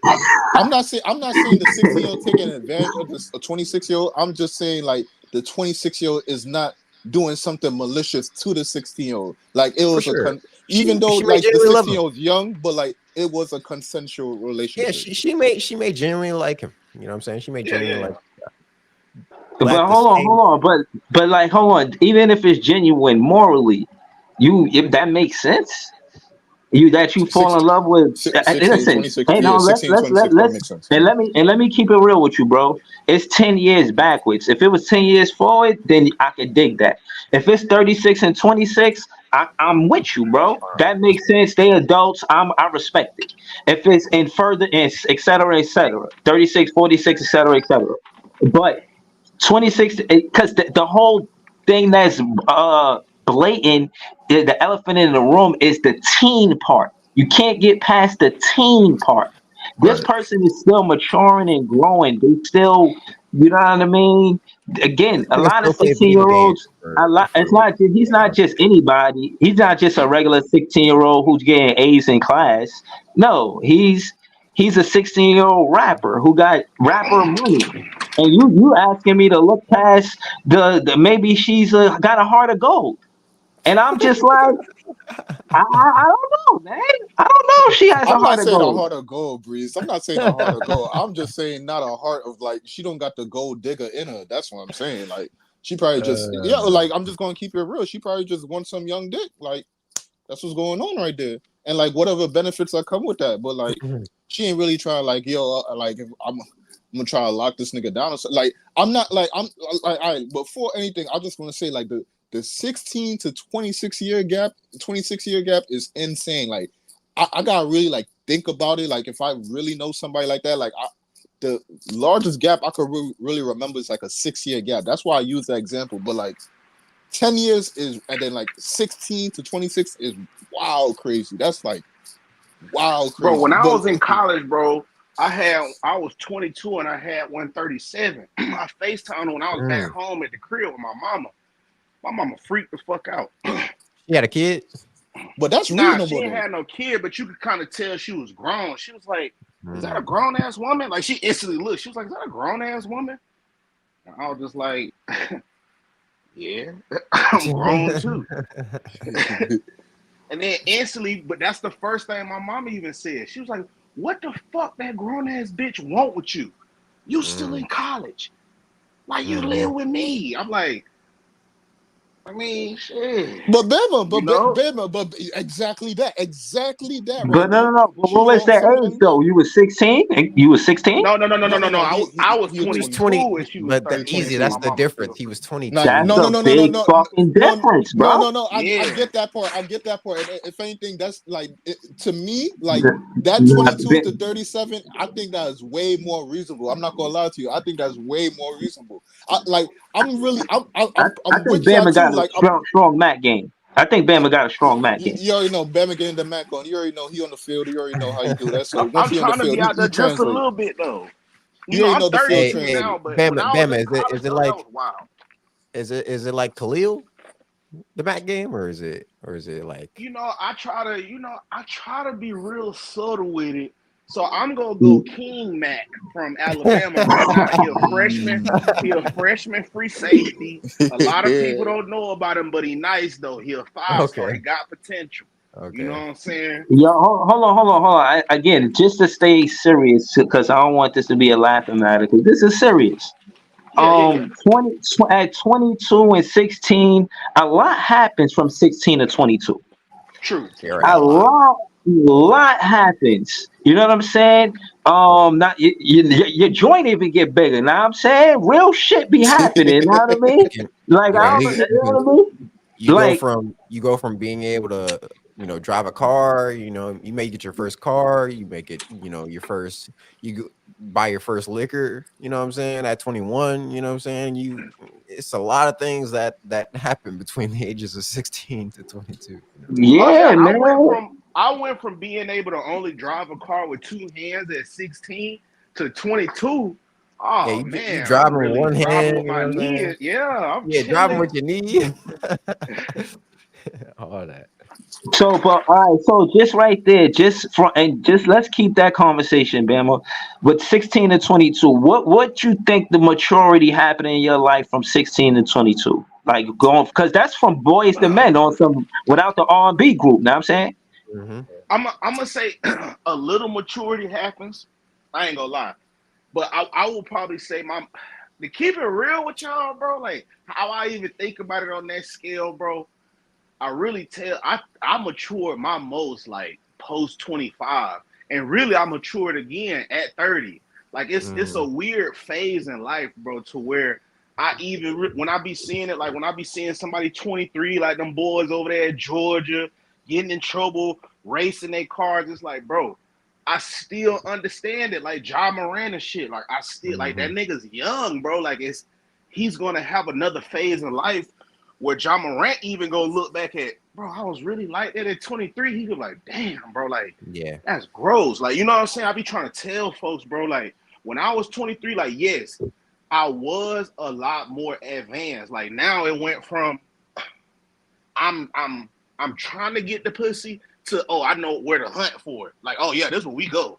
This is where they at. This is what we say. This is what we do. This is what we put on. You feel me? Like, this is now I'm starting to dress. You know what I'm saying? It's a lot more for us in that manner, for as maturity, like hormones, you feel me? But for as like a mental critical thinking wise, like post, like really like 20s, 26, 27, bro. Like that's where I felt like it started to click a little bit.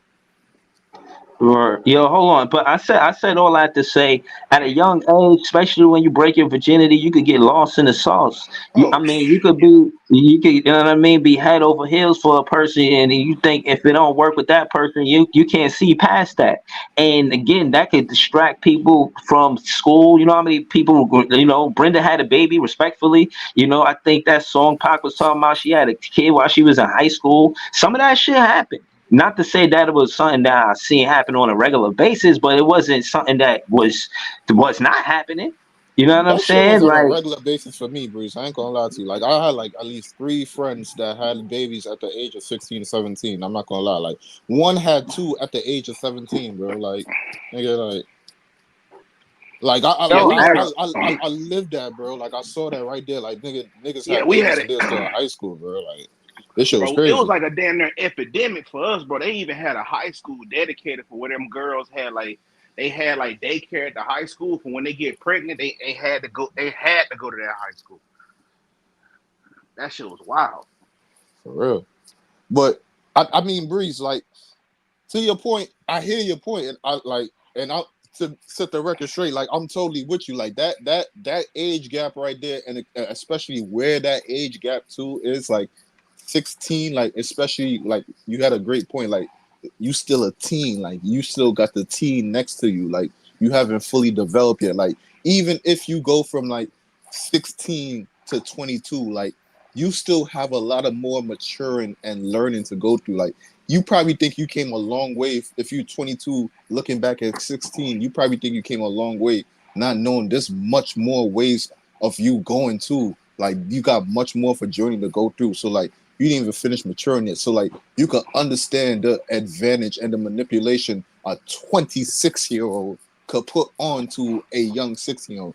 And I'm not, and you're perfectly right. But I'm just saying, though, like now that gap is wild, but like, I saw gaps kind of close to that and like in the same kind of situation. And like, I'm speaking for like our community, like the Black community that goes through like urban life. You know what I'm saying? That's the like that's the community I'm talking to right there.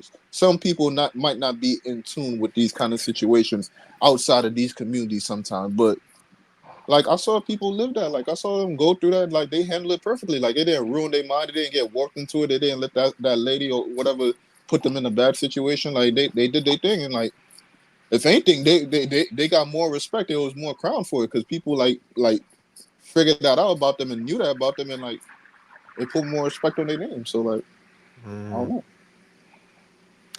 Yeah, man. Definitely, it's definitely weird to see, but at the same time, you know, you do see age gaps in life like this. Unfortunately, and a lot of times it's either somebody who comes off as predatory, or sometimes they genuinely like the person, but still at the same time you have to, there's rules in place, you know what I'm saying? There's things in place to protect, like, this is a child, you know what I'm saying? Like, this is a child at the end of the day. Right. So you gotta put rules in place to protect them from themselves. They may like it, but this person is on a different like Time in path. their life.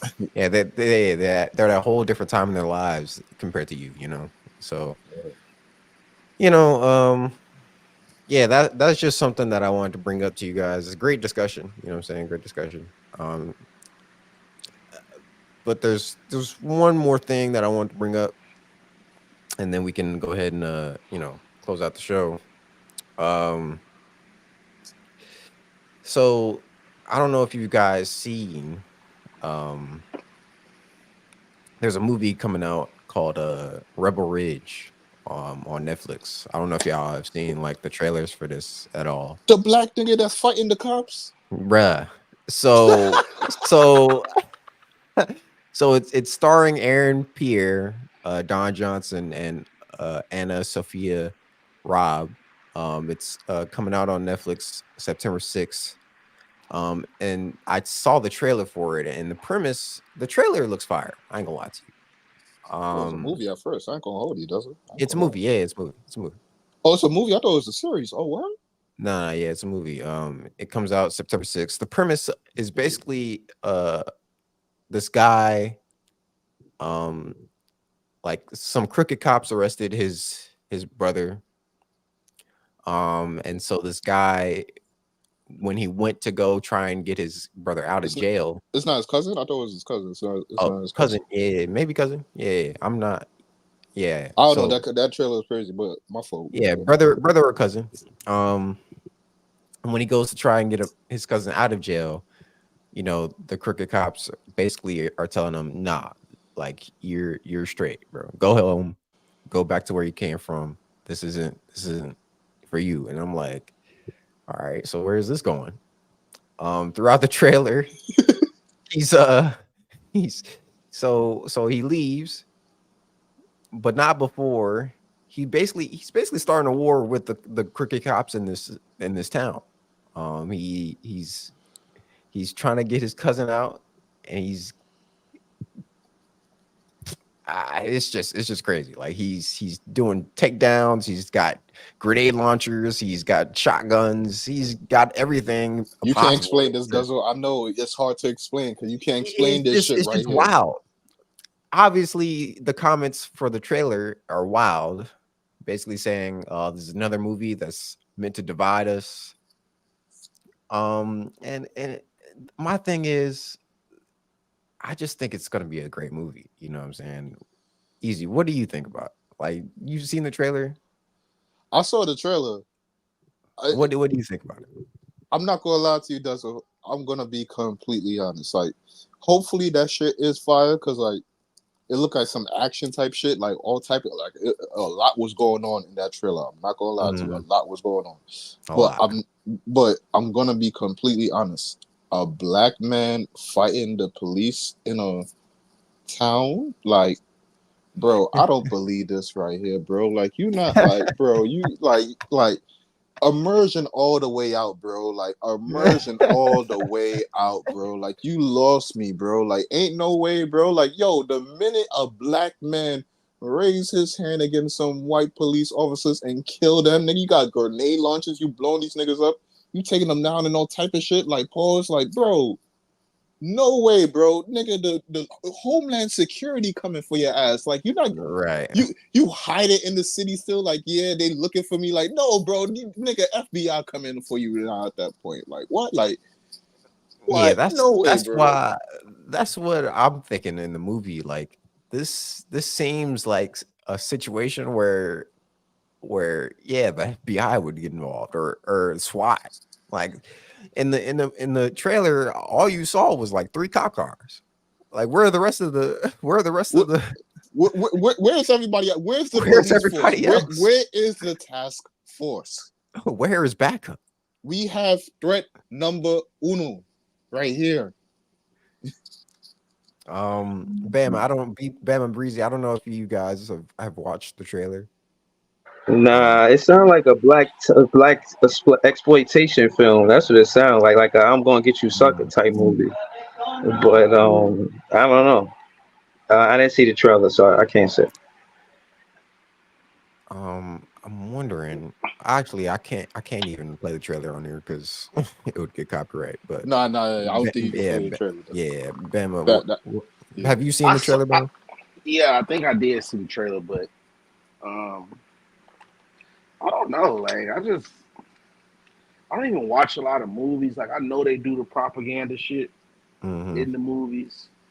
I don't know. Like, sometimes I think they be showing you, like, if you really wanted to, this is what it'll look like. Or they'll show you, like, hey, if you did this, this is what it'll look like. You know, like, they do little shit like that. They play around in movies. So I just think about it, like, from different angles. Breezy, right? Like, it's black exploitation, but I mean, shit, we continue to allow ourselves to get exploited. So it's like, well, fuck it, you know? Right. Yeah. Omar, the movie is called Rebel Ridge. Rebel Ridge is the name of the movie. Everybody's been going crazy about the trailer. I'm sure you can find it on anywhere, really. YouTube, Twitter, Instagram. It's I don't know. It looks like one of those, because a lot of people were comparing it to Jack Reacher. They're saying like it's a black Jack Reacher. I never saw Jack Reacher. Is Jack Reacher like the same kind of thing? Like, Yeah, white guy fighting the police? Concept. Yeah. it's like a white guy who's ex-military, which this guy in this movie is ex-military. So it's same kind of concept, but I think people are obviously treating this one differently because it's a black guy, killing white police officers. So it might spark some tension, but at the end of the day, art is art.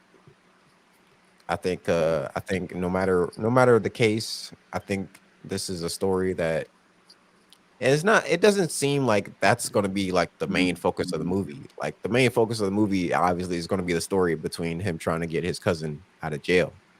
I don't think they're gonna, what's up?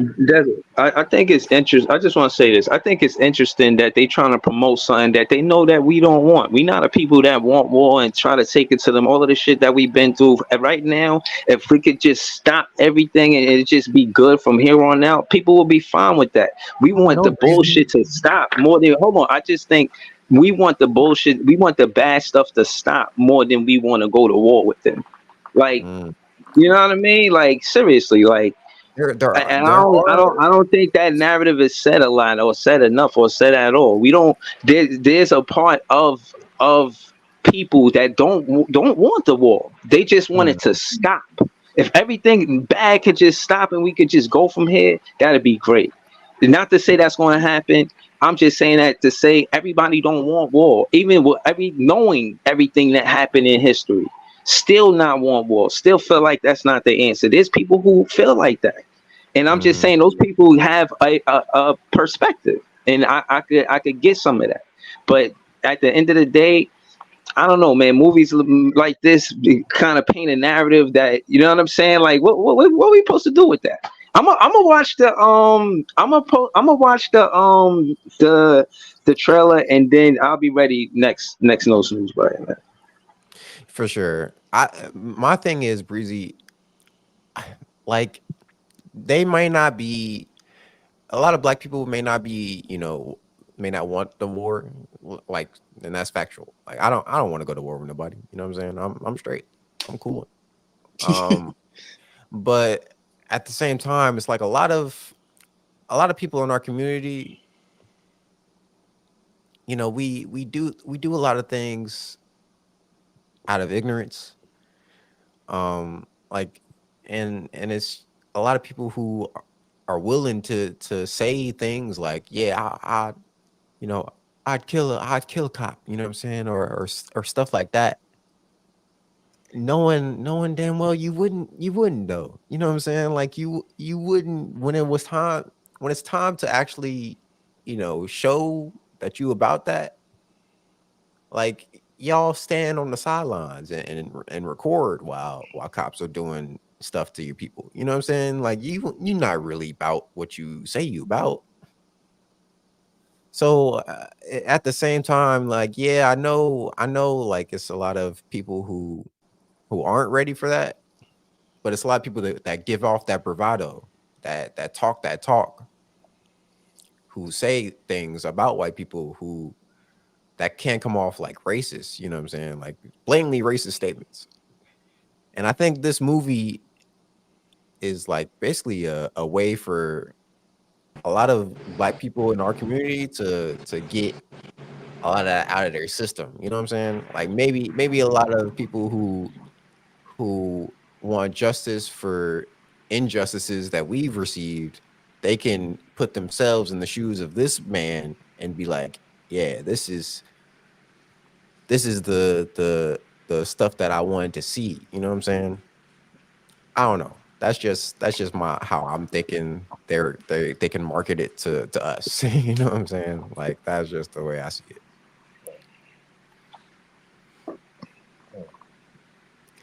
But overall, it looks decent though. I'm gonna tune in for sure. September 6th. I'm gonna wait for people to give the reviews. I'm gonna wait for some reviews to come out. I'm gonna wait for the reviews to come out. Then I'm gonna see if I want to tap into it or not. But I'm gonna see for that. But yo, right. I ain't gonna lie. I do that all the time.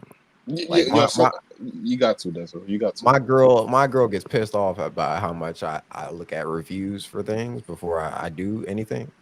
Like I won't even go to a restaurant before I look at the review for it. You know what I'm saying?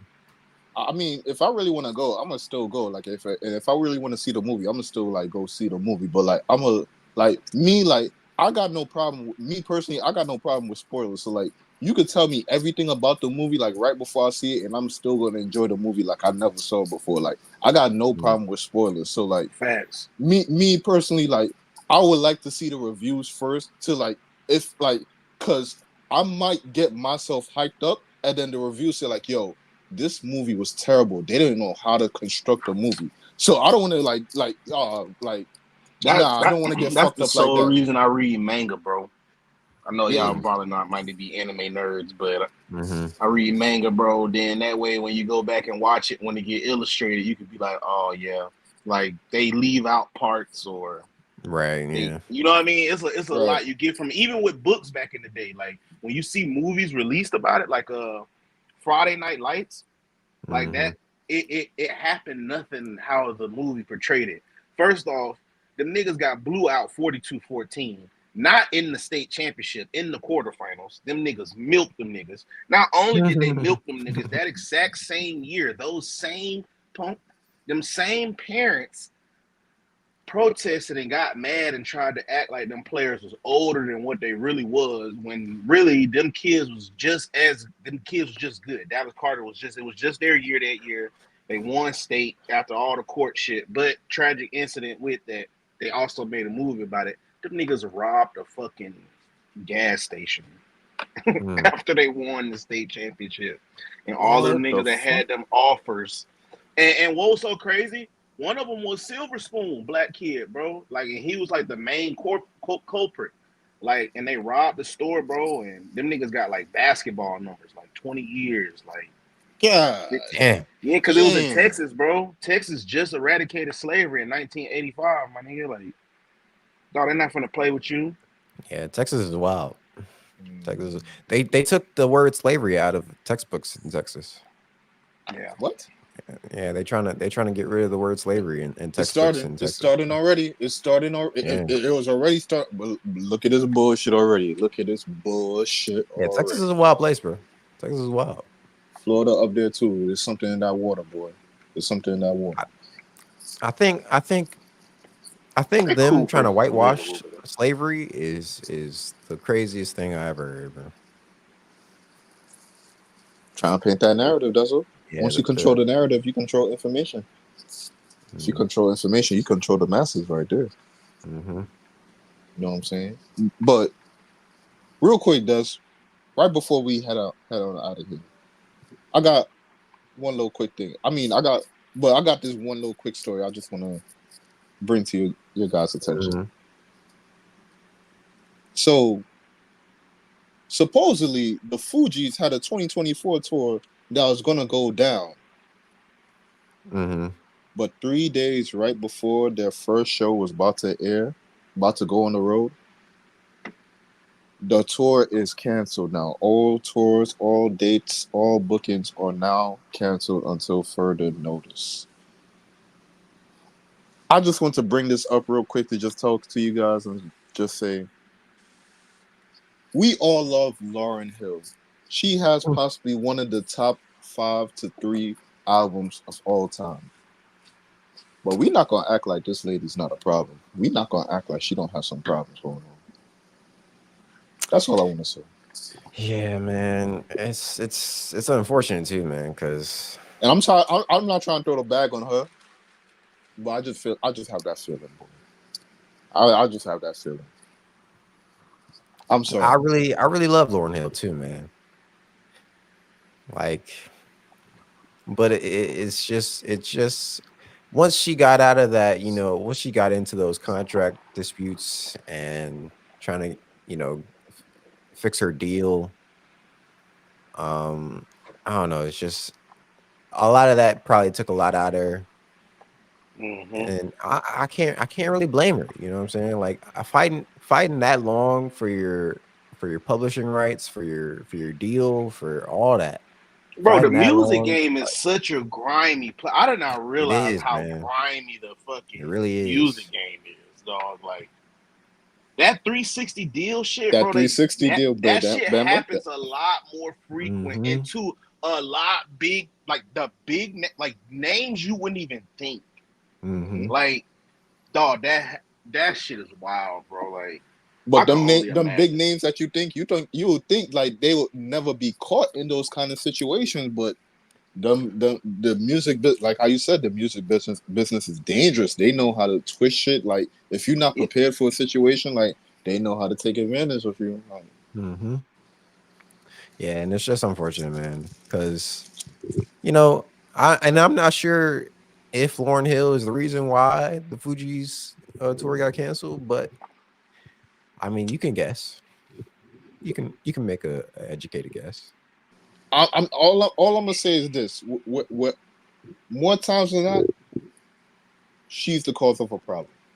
I'm just saying, if you're always the denominator, bro, you have to have an honest conversation with yourself. Like, Yeah, you know what? didn't she do that with the last tour too? Like, wasn't her last tour supposed to go on, but it got canceled? Yes. Yeah, man. But shout out to Lauren though. Shout out to Lauren. Yeah, shout out to Lauren. One of the most talented. One of the most talented artists we have in our community. So. Yes, sir. But yeah, man.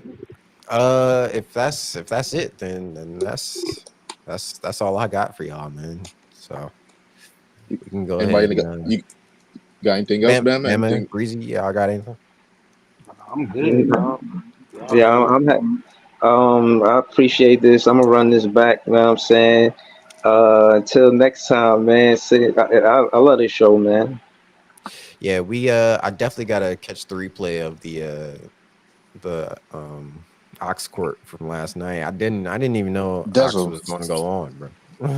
Nah, you already know, Duzzle. You already know. You gotta have that notification. You gotta make sure you ring that notification bell.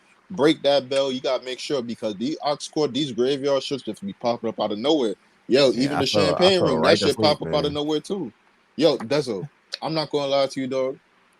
You have to find something to do, because that's like, I think it's more than 8 hours, bro. Like, yeah, that's 8 my boy.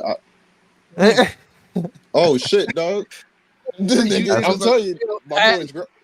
That's an 8-hour stream right there, Ox. I ain't gonna lie to you. I gotta be on the move. Like, I gotta do something. You know what I'm saying? I can't just what is going on? The whole time, bro. Like, imagine sitting in one seat the whole time for 8 hours, bro. Like, your body becomes like a mummy. I'm not frauding. I'm podding. Yes, sir. I gotta jump back over to PC. I was just saying, what's up? What's up? Yes, sir. It was good. Yes, sir. You know, it's crazy when Ox is a guest on his own and on his own platform. You know what I'm saying? That was W special appearance. But ladies and gentlemen, that's gonna do it for No Snooze Button. Thank y'all for tuning in. You know what I'm saying? Appreciate Bama for pulling up. Appreciate Breezy for pulling up. Sure. You know what I'm saying? This has been a great episode. We will catch y'all back here on Monday. Got another episode coming Monday. Hey, make sure y'all exit this weekend the same way y'all entered it, man. Stay safe, stay dangerous. Never know who's out there, man. You know what I'm saying? Keep like, your share, head. subscribe. Make sure you like, tap share, that notification button. Absolutely easy. Where can they find you, man? Hey, man, you know you can find us at right here at NSB. You already know, No Snooze Button. Make sure you tap in Monday to Fridays. Make sure you like, comment, subscribe. Tell your friends about it. We are the Hood CNN, show CNN, man, powered by the community for the community. You already know how this goes. Ladies and gentlemen, my name is Dezo the Introvert. You can find me on Instagram, Spotify, Apple Music, wherever. All the same name. We will catch you on Monday, man. Peace.